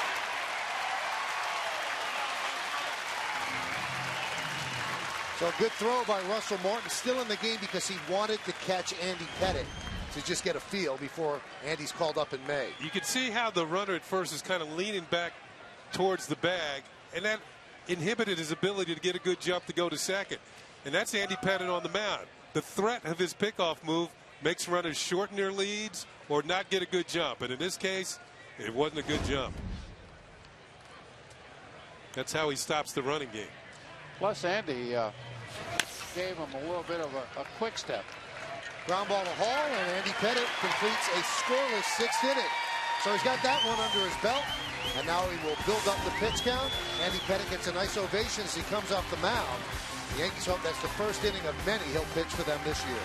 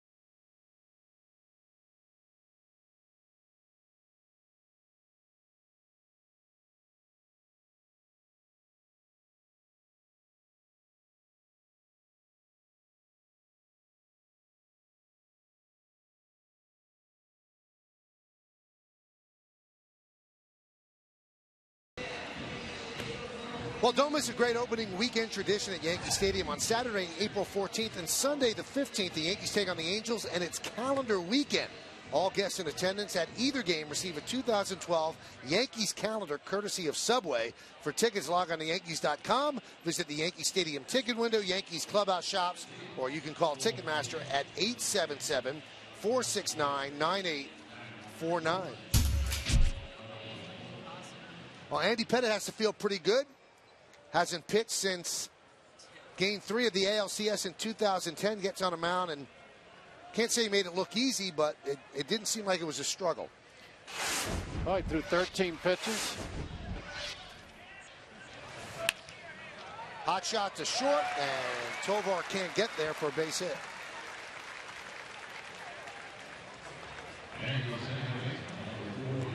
Zach Wilson picks up a hit.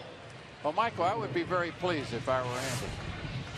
Faced 3 hitters, threw 13 pitches, got his feet on the ground.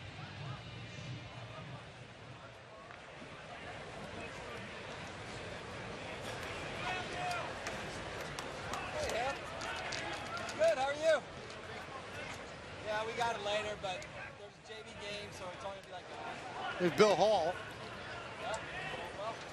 It'll give Andy a really good gauge to see where he feels he's at, what he needs to work on. But one thing, he threw strikes.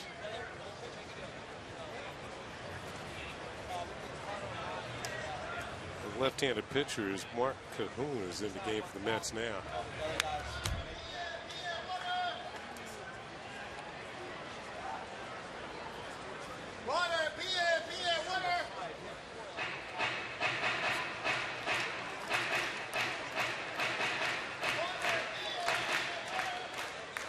I don't know if Paul is on the team or not, but I'll tell you what, this guy was a pretty dangerous hitter when he was with Milwaukee a few years back.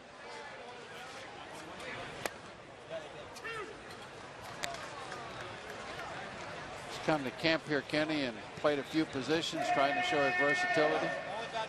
Well, I think the scouts are well aware of what he can do. He's a veteran player. He's been around.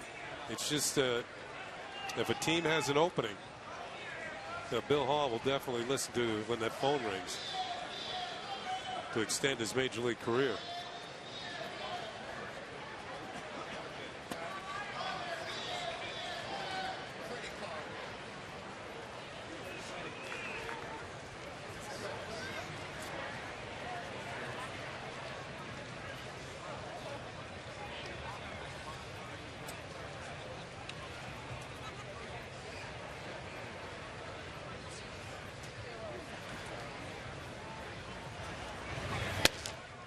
Strike 3. All down looking. He took that like he was looking for something else. Bill Hall let a fastball go that was almost towards the middle of the plate. That was a very hittable pitch. Yeah, it was. You know, with 2 strikes, I always tried to have that fastball on my mind. In fact, just about every pitch, I had fastball on my mind and adjust to the others. Yeah, it's a really good feeling for a major league hitter to know that he's on the pitcher's fastball. That the pitcher can't throw the fastball by him. That is the most embarrassing way for a hitter. You swing and miss at a fastball. In other words, you've been beaten by the pitcher's best stuff, and of course you want to show that you're equal to his best stuff. There's a lot of ego going on out there. Oh yeah. Pitch to Kyle Roller is outside.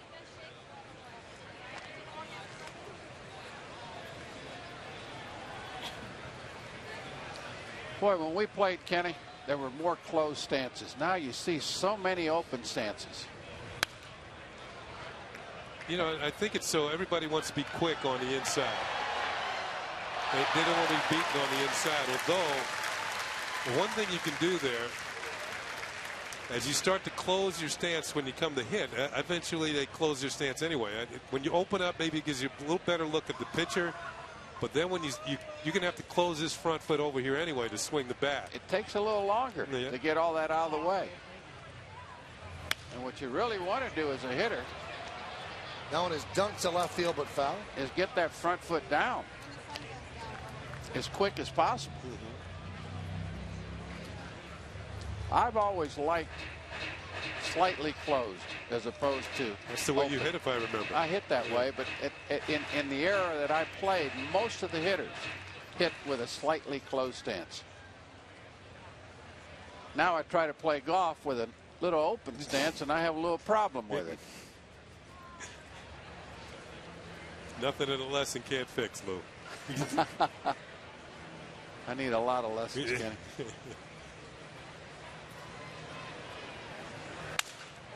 Broken back, ground ball to first.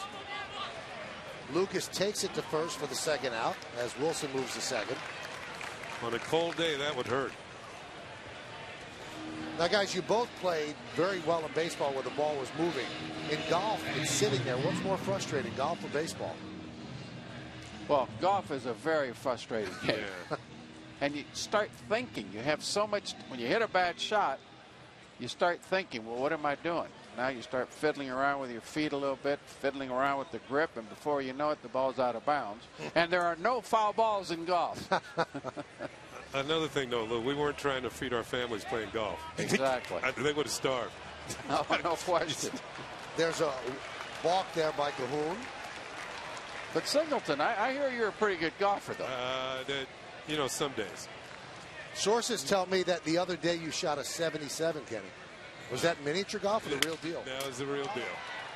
There's a ground ball short. Tovar across the diamond. And he'll get the speedy Sosa for the final out of the sixth. No runs to hit, no errors, and one man left. We break down Kenny's golf game next, right here on Yes.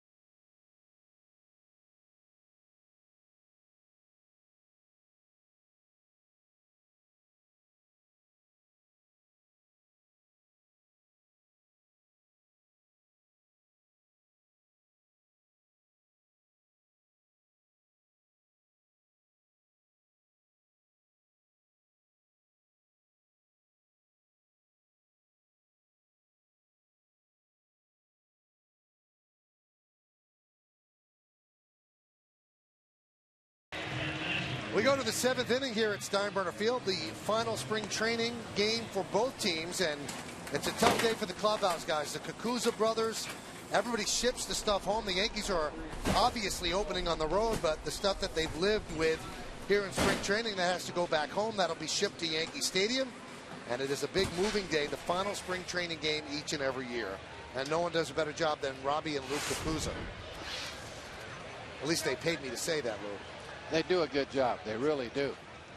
Look at the numbers. Speaking of good jobs by David Robertson last year, 1.08, 100 strikeouts in just under 67 innings. Yeah. He's got ice water in his veins. Ball really comes out of his hand.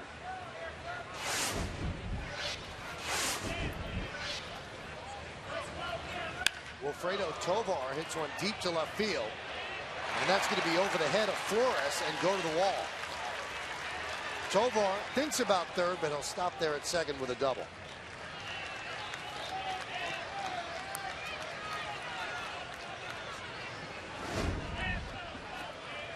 It was a fastball that didn't have much on it. Outfielder got a good jump. Short hop the wall. Easy double. This is Robertson's 5th game. And you wonder if there's any concern. The reason he doesn't have many appearances, has 4 games and 4 innings, is that he hurt his foot in an accident at home carrying a couple of boxes, empty boxes, down the stairs in his apartment, and took a misstep and went down. They were really fearful it was a Liz Frank injury, but it turned out just to be a bruise. But it did keep him off the mound, and you wonder, will he be ready with only 5 innings of work in spring training? He's going to have to be. Well, he's behind. There's no question about that. Usually, you like to see a reliever get 8 or 9, 10 appearances, work back to back a little bit, maybe even work a couple innings. And right now, David is behind.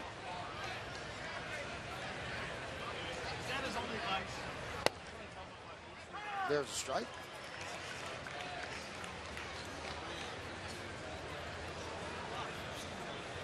Torres today 0 for 3. Lined out to second his last time up.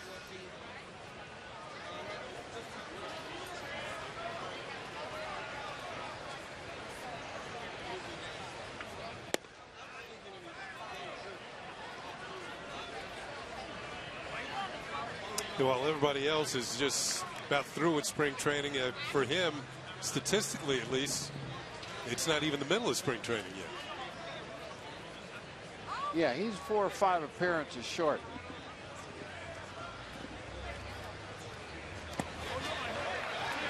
That one gets away, and that allows Tovar to move to third.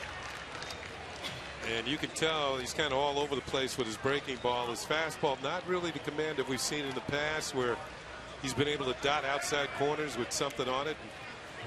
Although the radar gun, this is one of those guys where the radar gun doesn't jump out at you at 95, but at 91, for some reason, he must be hiding the ball well because the hitters can't catch up with him. Hides it very well, stays closed. He's got good life on his pitches too, Kenny. And he's got that good breaking ball to go along with it to keep you a little honest at home plate. I'm curious if he would still be that 8th inning pitcher, Michael, when the season starts.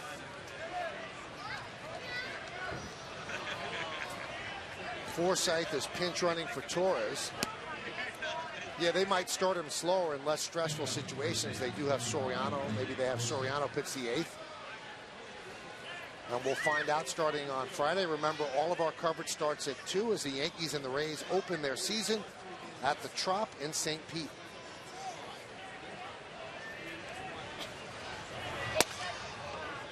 There's a strike.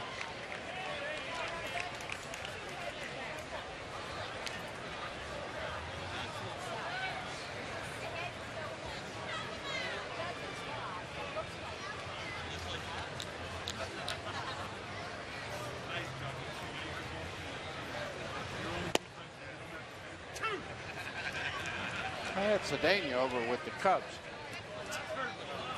Really good fielder. A little erratic with his throws. I thought he'd be a better ball player and have better major league career than he's had. How about his hitting one? You know, when he stays inside the ball and lays off bad pitches like that, yes, he puts the ball in play quite well. But the strike zone gets a little big. Here he chases a ball way out of the zone. He's probably thinking fastball. His eyes are. There it is. Oh, I shouldn't have swung at that one.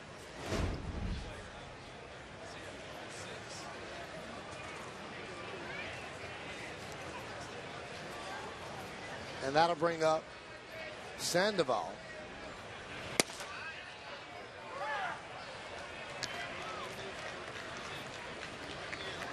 The name Rylan Sandoval.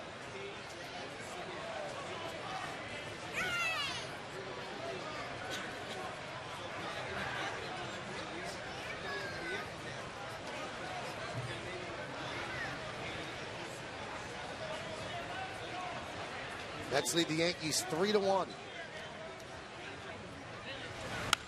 Mets trying to avoid 20 losses this spring. They're 9-19-2. The Yankees 17-12-3. There's a skipper, Terry Collins. Yeah, and then it's like, oh my God.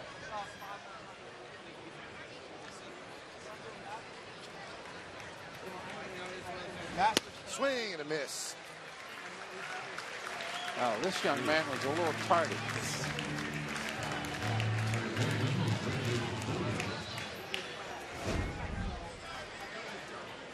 He just blew that fastball by him. It's hard to hit a high fastball when you're swinging under it. You've got to get your hands on top of it. Much easier to hit that way. Here's Lucas. Runners on first and third, 2 outs now.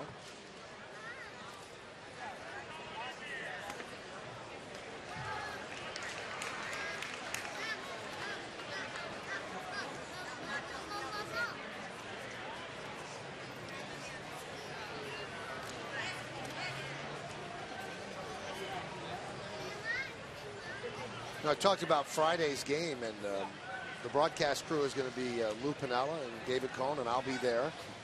And if we could somehow get Hal McRae into the ballpark, Lou, every single manager ever of the Tampa Bay Rays will be in the ballpark.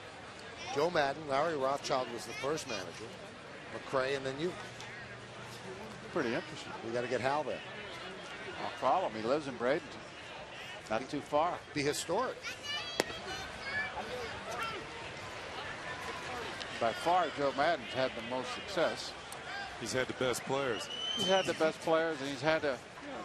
Look, when I was there, I told ownership that we could get a $45 million or so payroll, that we could be very competitive with the young players that we had. But we never quite got there. More than anything else, Lou, he's got the best pitchers. Well, you got to have good pitching, and he does. He's got 7 starters that can toe the rubber for you and pitch well in a Major League Baseball game. Yeah, they had to send Wade Davis to the bullpen and Alex Cobb back to the minors. And I saw Cobb pitch a few times last year, and I really liked him. 2-2. Wade Davis would make a nice 3-4 starter in anybody's staff. Well, that's the secret to their baseball team. They're starting pitching. And they got some good arms in the bullpen. Except Kyle Farnsworth got a little elbow problem here, and he's might not make the roster. Might have to start the year on the DL. Strike 3. So David Robertson turns it on and strikes out the side with runners on first and third and nobody out. No runs hit. 2 men left. They're going to stretch here at Steinbrenner Field. We head to the bottom of the 7th.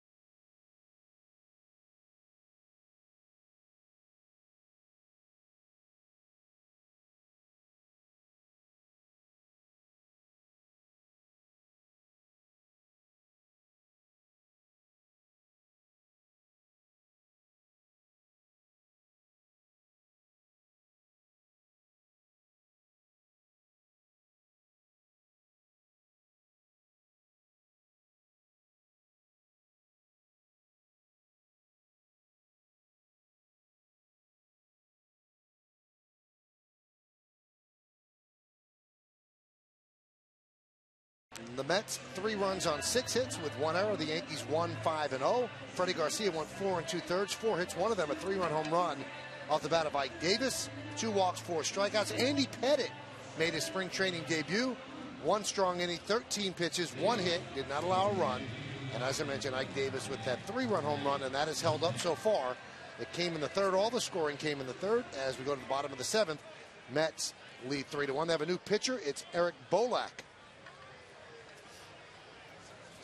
Dylan G started for the Mets, and there's Bolak. Last year in the minors, 1-2, 4.18. Foul back by Tucson.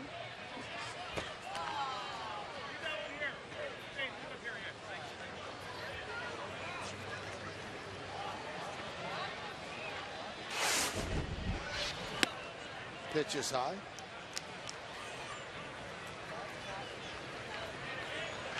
How's this for dedication in the Met radio booth? Their longtime broadcaster Howie Rose actually did an Islander game last night. Got on a flight at 6 in the morning to come down to Tampa tonight, and then we'll fly back to New York on the Met charter right after the game. So a lot of miles for a spring training game for Howie Rose. You're saying he was on the island last night? Or He wherever the Islanders were? broadcasted the Islanders game on the island, yes. Okay.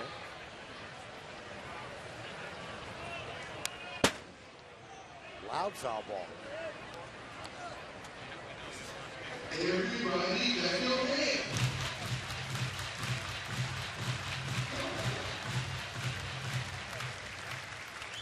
Boy, it seemed difficult to me to do hockey one at night, baseball the next day. It's a different pace. You get more stories in baseball. Yes.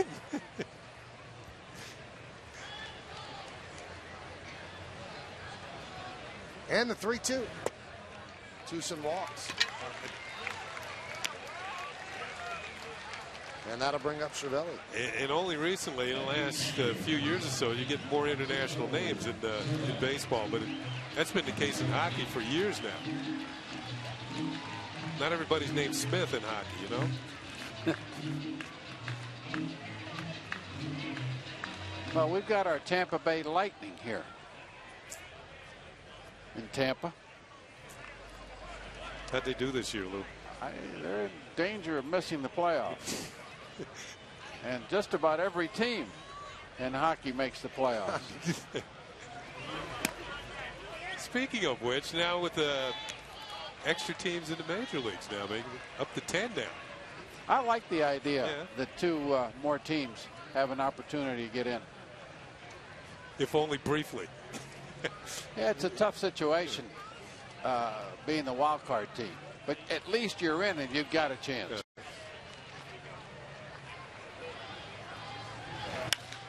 That one is driven deep to left field. Going back, Siciliani on the track at the wall. See ya! 2-run home run for Francisco Cervelli, and the Yankees have tied the game at 3.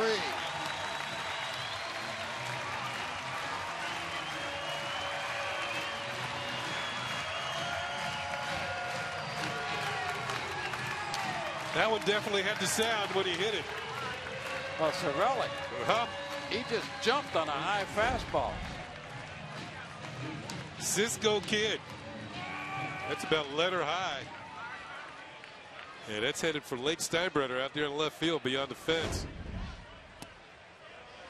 I've watched him take a lot of batting practice.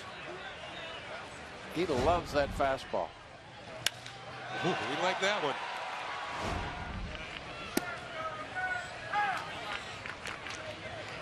Cervelli will do a nice job for the Yankees as a backup to Martin.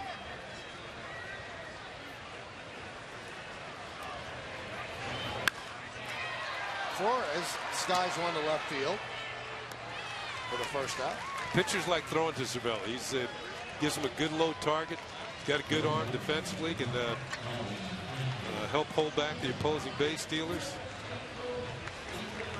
He's got energy too. That's what I like about him. And he takes pride in calling a good game working with the pitchers to get the best out of them? Tony Pena likes him a lot. You know, he's worked with him over the years to improve him as a catcher, and he's a tireless worker. That one's popped up behind the plate. Nikias. I'm sorry, that's let's see. Jean-Luc Balquier. Is it really? Yeah. I wouldn't lie to you. We're talking about hockey, weren't we? Jean-Luc Balquier. Maybe Howie brought him over from the island last night. He's going to have to block here a lot of pitches back there. You guys remember I played 3 years in Montreal. French is good. Yeah, well, not as good as it used to be. Montreal, what a nice city. It's a beautiful town. Just not enough baseball fans. Did you play at Jerry Park? Or? Yeah, I did. They used to call it the jewel of the North Country, but it was cold. The cold jewel. Oh, my goodness, Lou. Good thing I was a young man.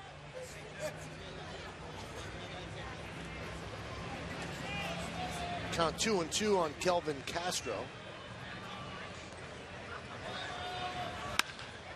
That one's driven out into right center. Baxter's there. That'll put it away.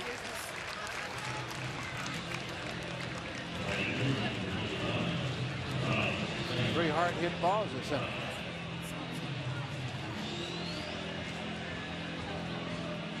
Here's Rob Segedin.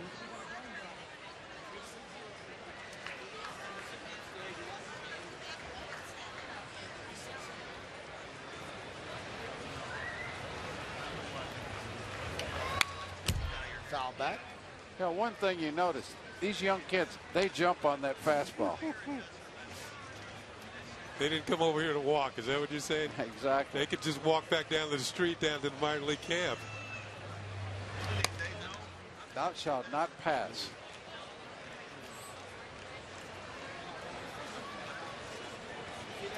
I don't think they've heard of on-base percentage at this stage of their careers yet. But one thing, Kenny, when you're young, you've got to hit the fastball. Yeah. You wouldn't be playing pro ball. You've got to have some bat speed. You got to prove to them that you can turn it around. You learn to hit the breaking ball. Some guys never learn to hit the breaking ball. But as long as you can hit the fastball at the big league level, you've got a chance to stay around.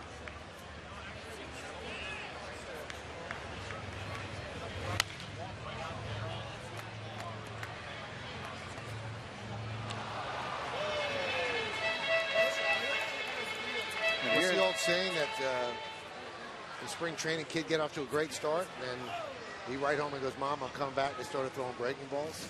Right.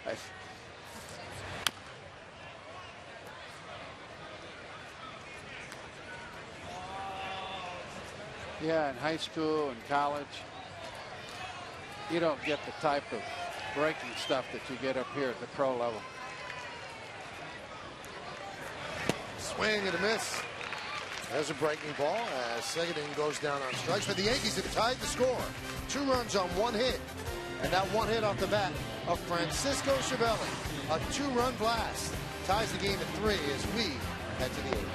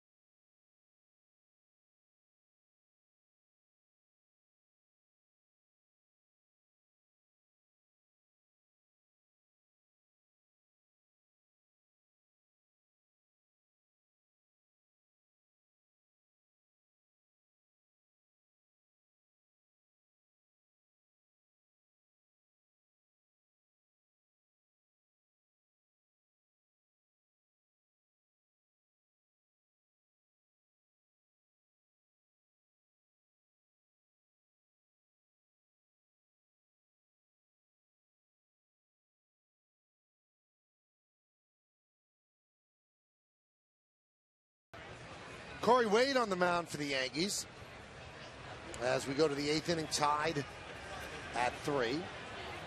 Darryl Siciliani at the plate, and he takes a strike.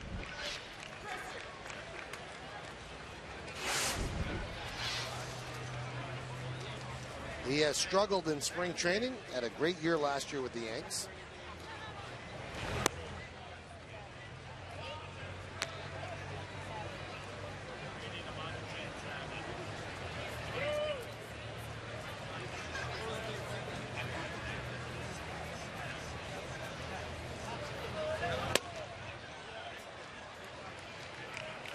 Off speed, count 1-2.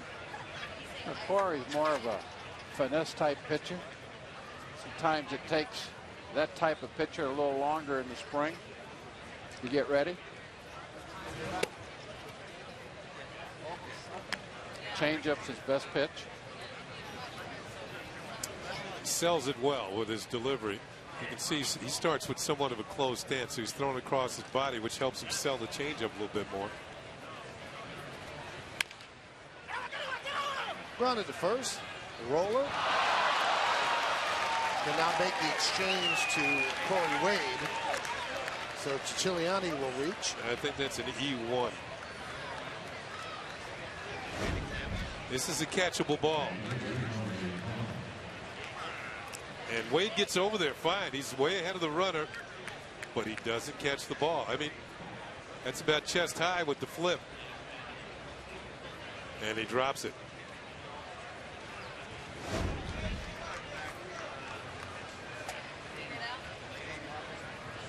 Here's Corey Vaughn.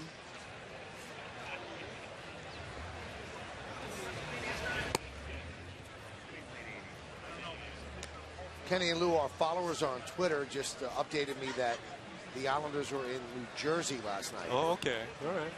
So a little closer of a flight. He's a little more south. Swing and a miss. I'm sure he flew out of Newark, right? Well, no, I think he left today, so he was in his home. Yeah, well. If you want to contact me during the game and you are part of Twitter, you just go to @RealMichaelK.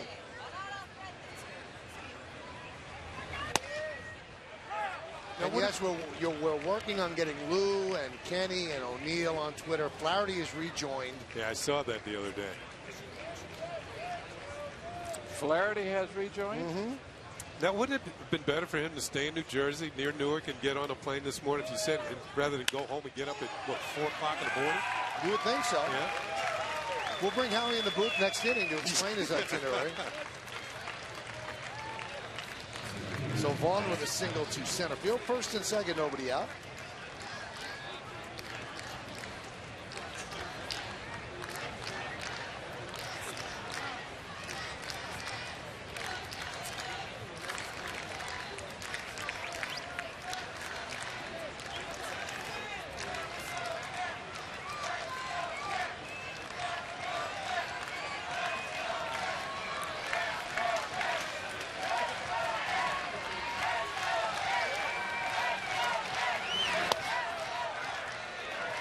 Now, the first baseman is not Kyle Roller. They took him out. It's Kevin Mahoney. And this is what happens in spring training. Kevin Mahoney is wearing number 17. Now, that's somewhat problematic when your catcher is also wearing number 17. And when the Yankees don't have names on the back of their uniform. Oh, but a nice play by Mr. Mahoney. And a double play. I'm glad we identified him. You know, that's the same type of energy that Cervelli would show you, though. Maybe that's why he got his number today. That's Gene Michael's old number, 17. Excellent play. Look at him lay out. Runner strays too far from second. An easy double play.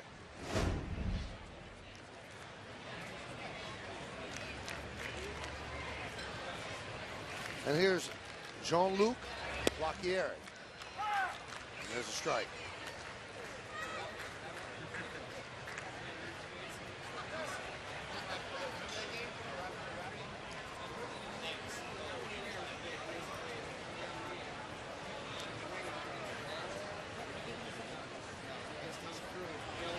in games like this, what happens is both teams will bring in minor leaguers that were not in big league camp.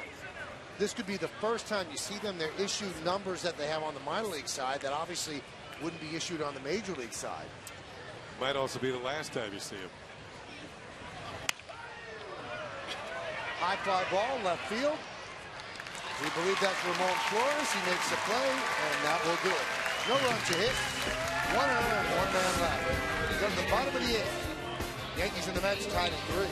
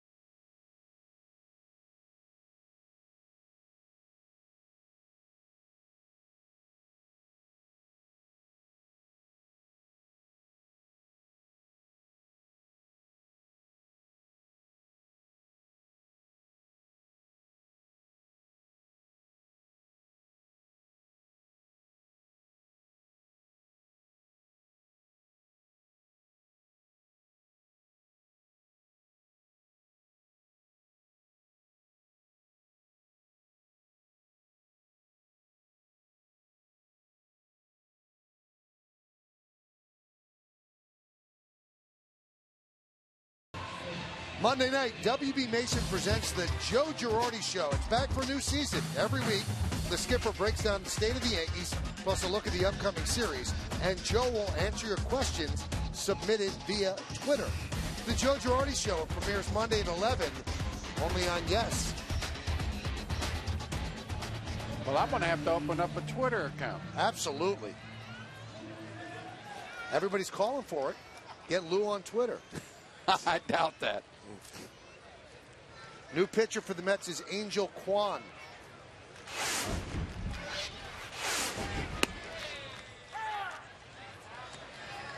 We were trying to convince O'Neill to do it, but his wife Neville said he's just mastered texting. I don't know if he's ready for Twitter just yet. I don't know. Paul is a pretty sharp guy.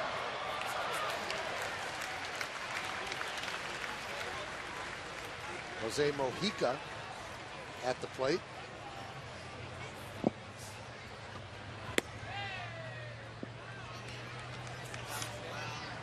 It's almost as if they're trying to give everybody in minor league camp one at bat. He's almost a Tampa Bay Yankees playing the Port St. Lucie Mets. See ya. Breaking ball, strike 3. But it's a big thrill for these kids. Oh, yeah.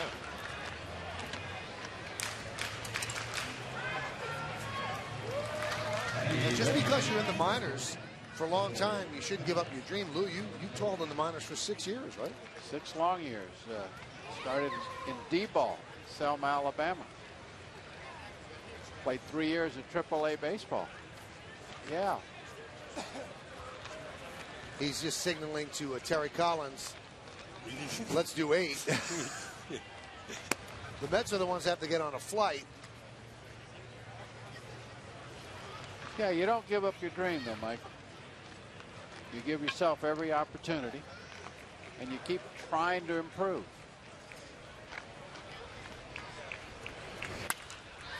think I was the oldest rookie of the year in the American League, age 25. Wow. That was with the Kansas City Royals? Kansas City Royals, yes. But you had been on other big league teams. You just had not had enough at bats. I'd have cups of coffee. Right. With the Orioles and the Indians. Yes. I remember my first major league at bat, pinch hit for Robin Roberts in Anaheim. The Angels were playing at Dodger Stadium at the time. And I grounded out the shortstop, and when I got back to the dugout, nice going, young man, Robin Roberts says, I could have done that myself. Welcome to the big leagues. Yes. That was the only at bat I got the rest of the month, though. But everybody remembers their first big league hit, though. Yeah, I remember it. It was against Tommy Hall opening day in 1969. Yeah. The Blade. The Blade. He threw hard. He threw hard. Had good breaking ball. Now, I was leading off. Now, I don't know what the manager was thinking about, leading me off. But anyway, I hit a double down the left field line. Leading the game off? Leading the game off. See, that's what he was thinking about. He's smarter than I. Not only was I leading off, I was the opening day center fielder. Wow. How about that? You were Fleet Lou, not Sweet Lou. Yeah, I wasn't Fleet for long. I was back in left field. Who was your manager? Joe Gord. Joe Gord. Ex-Yankee. Line drive. Foul. This is a Twitter world move from K. Schmidt 2. We do want Lou on Twitter! Exclamation point. I don't like the chances. You know, you talked about O'Neill. I don't know if I can handle it. I'll be honest with you. I don't text very well myself. In fact, truthfully, I've never texted in my life. Really, never once? Not once. Oh, once you start, you can't stop. You fall into. Can't stop. You really don't even get involved. You fall into step. Yeah, a cell phone to me is almost a necessary evil. I hear you. But there is an advantage to texting, Lou. If you don't want to talk to somebody, just a couple.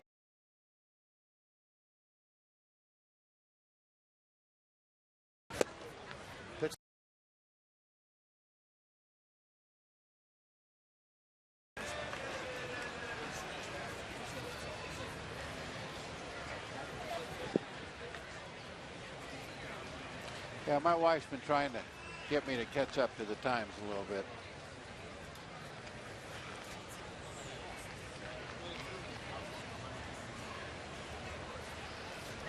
Three-two. All really battling. The over-under on the field before this game was this game would be under 2 hours. The over one. First pitch was 108. It's right around 2:30 right now. 2 hours. How you can get 2 hours? And we got 2 hours worth of commercials. If everybody swung at the first pitch, started at 12:08. I'm sorry, not 1:08.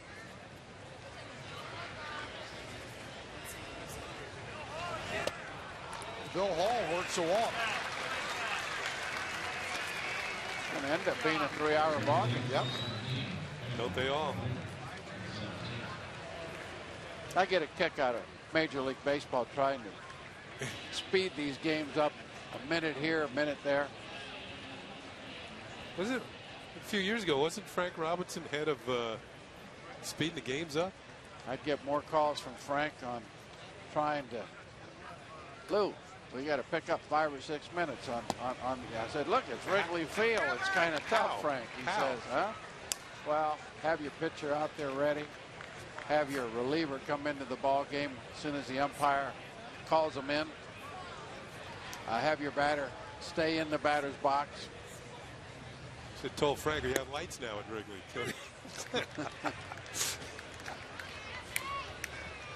I have a theory, Lou, that could speed up games, and you manage. I want to know what you think. Pitchers are supposed to throw the ball within 20 seconds. It's never enforced. So I know baseball has always been known as the sport without a clock. Why don't you put a 20-second clock when there's no one on base, obviously, because you can't legislate against throwing to first, and you have to throw the ball within 20 seconds. If it's not, it's a ball. I like the idea.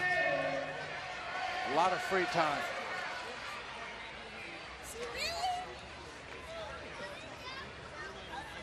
Yeah, they have the rules for the hitters. They've got to stay in the batter's box. But they really don't enforce Everything in the game is for the pitcher, though, Kenny. Why is it? I don't know. Spring training's for the pitchers, too. I mean, getting them ready. I mean, they're your initial source of action in the game, I think. That's why. Yeah, nothing happens till pitcher releases that ball. Oh, that's a balk. But I like the idea. 20 seconds. And then the crowd would be counting down in big moments. It would add a level of excitement. Now, 5, what happens if you get beyond the... It's a ball. Oh, okay. Foul back. And you put a big clock in center field or on the scoreboard behind the plate so the pitcher can see it. And if somebody steps out of the batter's box, if for a reason other than an equipment problem, that's a strike. You're going to have to start that in Little League, or certainly in the minors.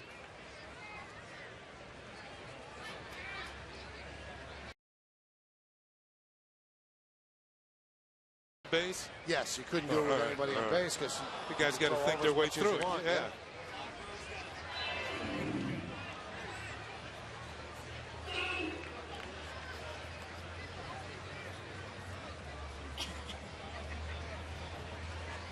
Oh, the umpires could do a lot to speed it up, too.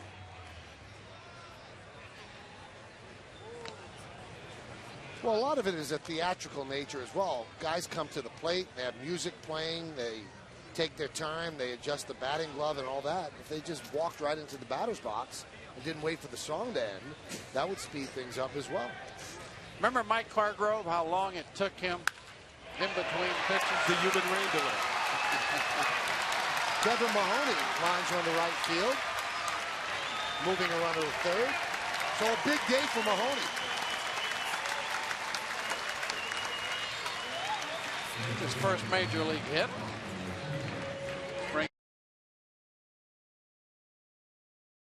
Quite well. Nice Lines swing. it over first baseman in the right field.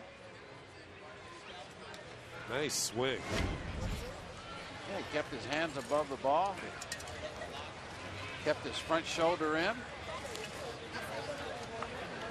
Now the pitcher helped him a little bit by hanging the breaking ball, but listen. Here's Eduardo Sosa. You've got to be able to hit those too now. You can't foul them back. No. You're not going to get those hangers all the time. Sometimes your eyes light up too big and you try to do too much with it and you foul them back.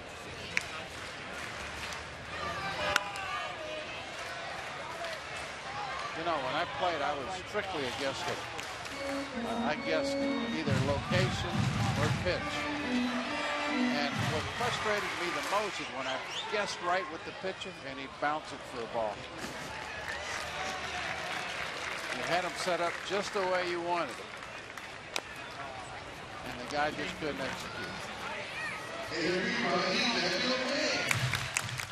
A lot of people don't like to guess, Lou, because sometimes you can look bad if you're guessing wrong, but you obviously didn't mind, right? No, I had a pretty good idea, and I would guess with the catcher as opposed to the pitcher. So you'd have a book on catchers. Book on catchers, exactly. But you can look awfully silly. There's no question if you guess wrong. I guess wrong a lot, too. You only had to be right 30% of the time, Lou. That's the great thing about baseball. I think Bobby Mercer once told me that Nettles was a big guess hitter. Yeah, he liked location. He liked guessing. And he liked the high fastball. And he loved the high fastball. He really did. Here's a left-hand hitter that basically didn't miss him, Michael. And I'll tell you what, he hit him a long, long, long ways. What a great player Greg was.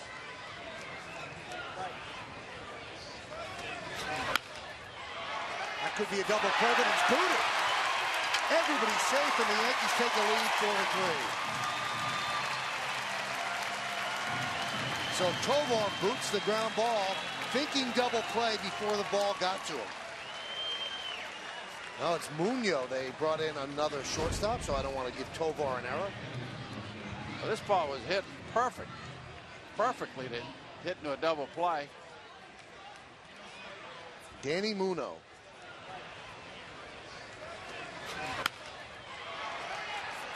That was a tailor-made ground ball. Chance to get out of the inning.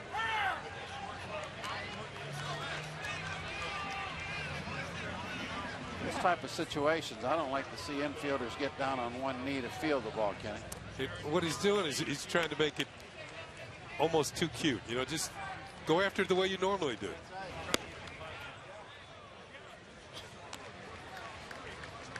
Because what happens, you get down on one knee, you're used to catching the ball the other way, and all of a sudden the ball comes up that last little bit, and it's up into your chest.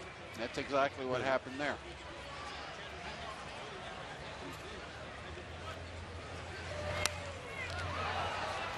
Tucson down in the count, 0-2. Well, Michael, the Yankees have had great crowds here all spring. Usually 10,000 a game. Now, I haven't been to any road games. They obviously draw pretty well on the road. Hit him. And that hit him on the way by.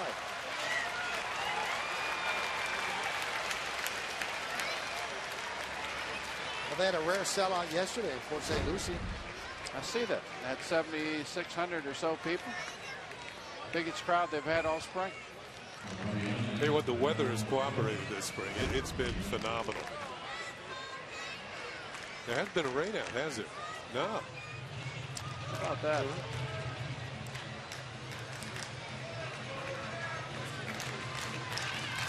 Yeah, this has been one of the warmest springs I can remember down here. This is a chance to break the game open right here.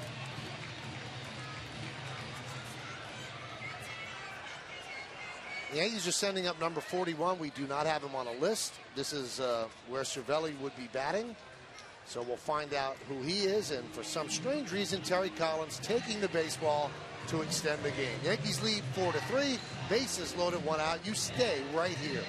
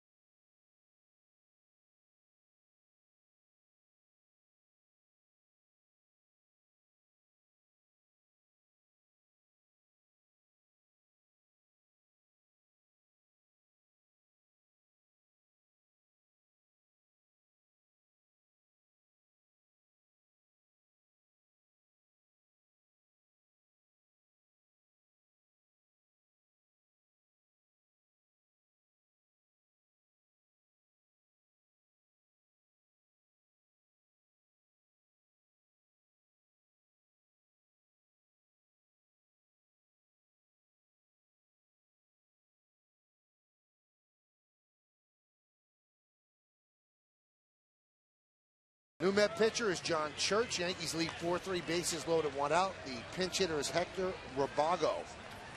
Pinch hitting for Cervelli.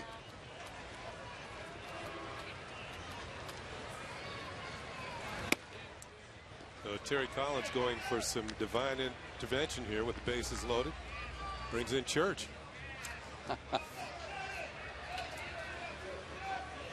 He was at Port St. Lucie last year.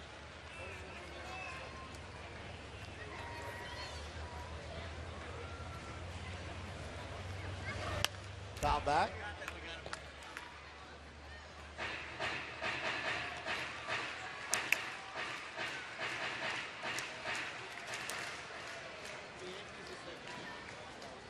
That's what Robago did last year.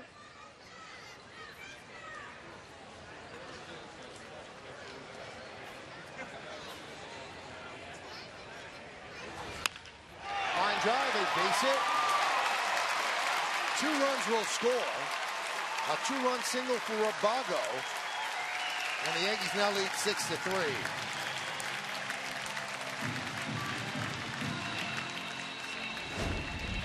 A good piece of hitting here, Kenny. Gets a nice off-speed pitch up in the zone.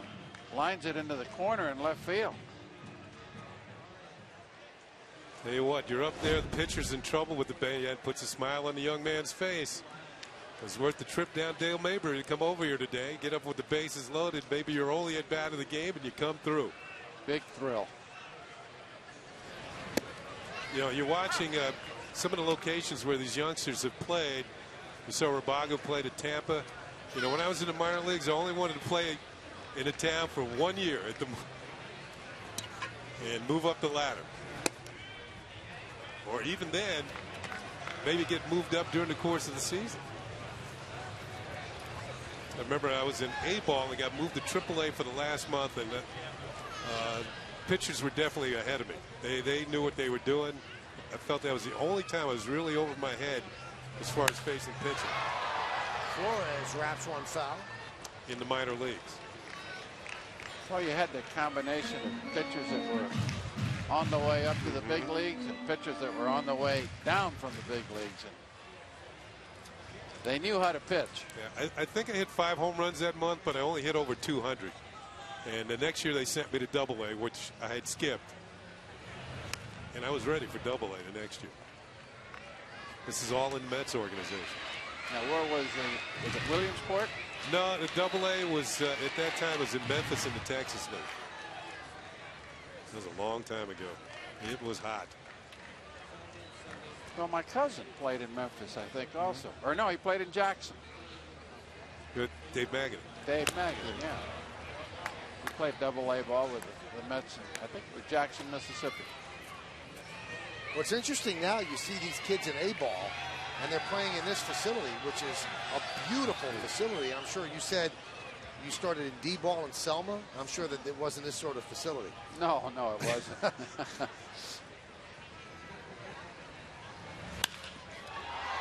Another base hit for the Yankees as Flores lines a single to right.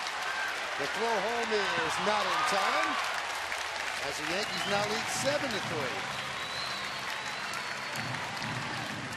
Robago goes to third on the single to right field. Well, these minor leaguers are making the most of their one at bats. That's a rocket in the right field. A run batted in. Boy, this is an indication how the Yankee minor league is going to hit. These guys will be in the big leagues before you know it. Remember these names. Kenny, they're thinking, why didn't they bring me up here before? Yeah. This is easy.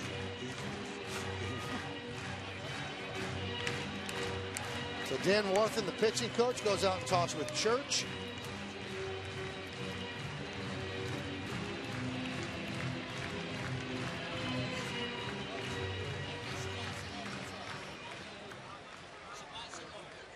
And that'll bring up Kelvin Castro.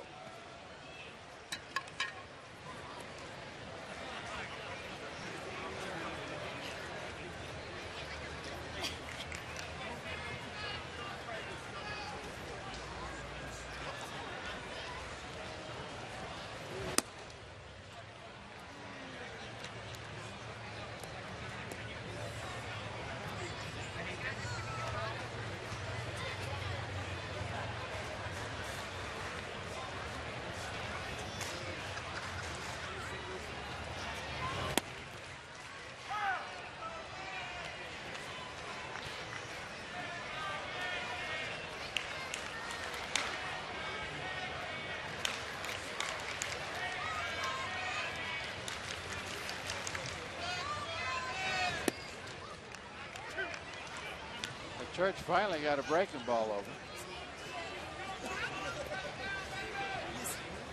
Been throwing mostly fastballs. He's been getting hit.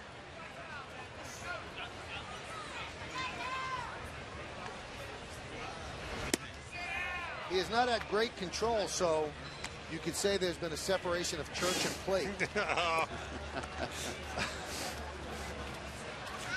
Sorry, had to do it. What is it, July? 2-2. Mid-season form.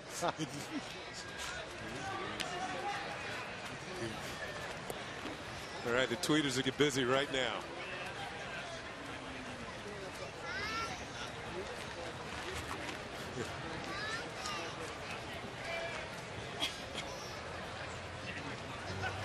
Swing and a miss. And Castro down on strikes for the second out.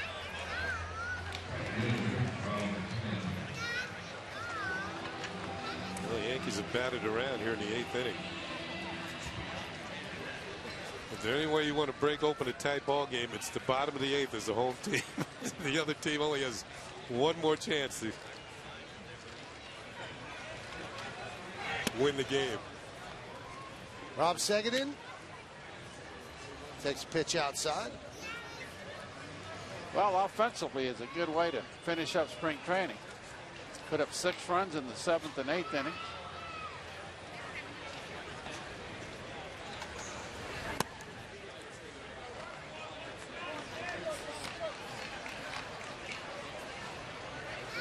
He has been here a while. Look, the hat sideways.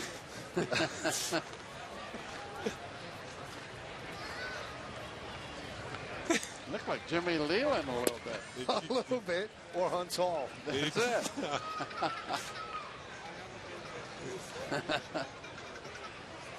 Obviously, at this point, you think he's a Met fan. He's sitting behind their dugout, isn't he? There's a strike.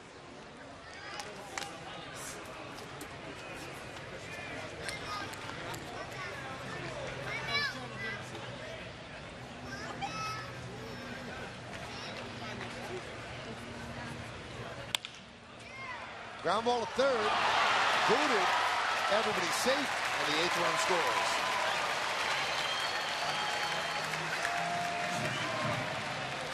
So Sandoval with an error. It all starts for real on Friday, opening weekend at the Trop. We'll have all the games here on Yes. Friday, our coverage starts at 2 o'clock. It's CC Sabathia against Big Game James Shields. Then Hiroki Kuroda makes his first Yankee start against David Price. And Phil Hughes against Jeremy Hellickson. All on Yes. Phil Hughes has been a nice story this spring. Came here and pitched well and won himself the 3rd spot in the rotation. I'll tell you what, the swing and miss is back in his repertoire. That fastball has got that little extra life that he had 2 years ago. Yeah, last year, throwing the ball, what, in the high 80s? This year, it's jumped up there. He's back to putting hitters away. He gets the 2 strikes, he can blow it by him again. I was watching a little bit of yesterday's game, and or the game in Miami. That's where he pitched, and he looked very strong.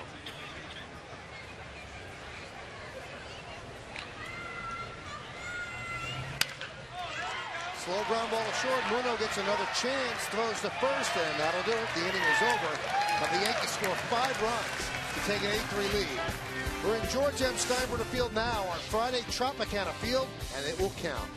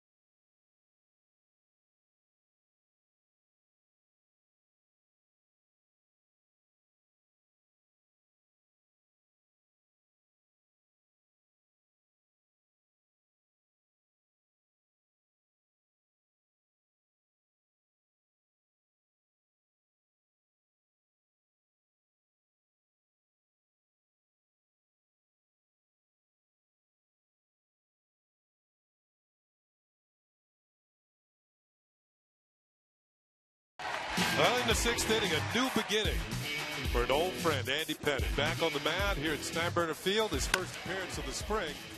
And Andy worked 1 inning. That's all he was supposed to. He gave up 1 hit, no runs. And I guess you could say it looked like the old Andy Pettit. Making some good pitches, getting some ground ball outs. Well, Kenny, to me, that was a highlight of the day, watching Andy. Did an outstanding job. I'm sure it felt a little strange after missing a year. I'm sure the reporters will be talking to Andy following the ball game.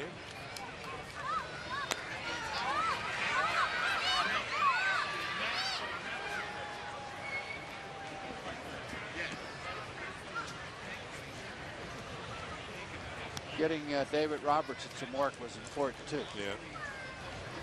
And you know what? He had a nice comeback inning there. He looked a little shaky at the beginning, but then struck out the side. And we've seen David Robertson do that. You know, as Michael pointed out, only 5 appearances, 5 innings worth of work. He's behind.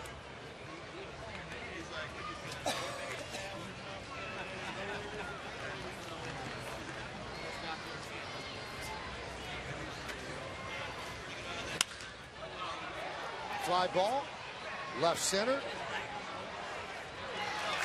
Flores makes the catch to the second out. 1 out away.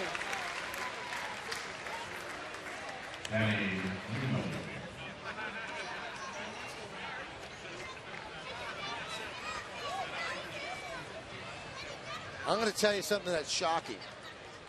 No one in the press box knows who the pitcher is. No one. No one involved with anybody knows who the pitcher is. So he's left-handed. So we apologize for that. Looks good. He's wearing Mel Stoudemire's old number. Got 2 quick outs. Driven down the left field line. It's a fair ball. Muno is going to pick up a double and keeps the game alive.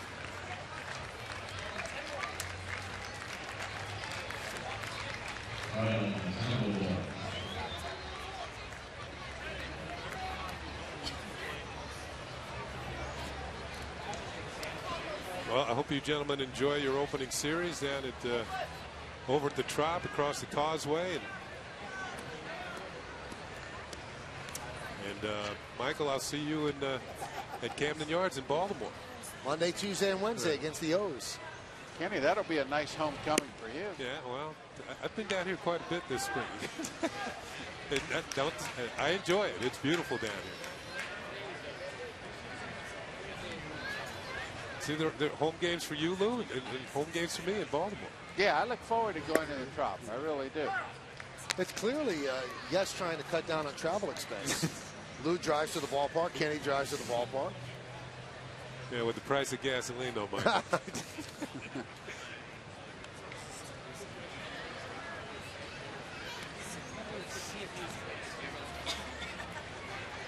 The 1-1. Swung on a miss. That change up, it was a good one. Bottom fell out of it.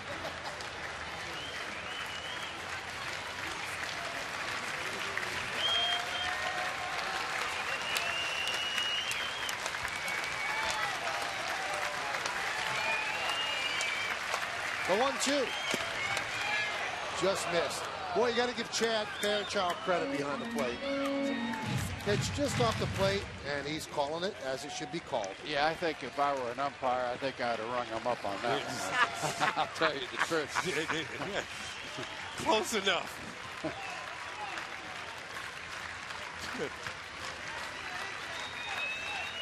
The 2-2. Driven to left field, and that'll do it as Flores makes the play, and the Yankees win the game by a score of 8-3.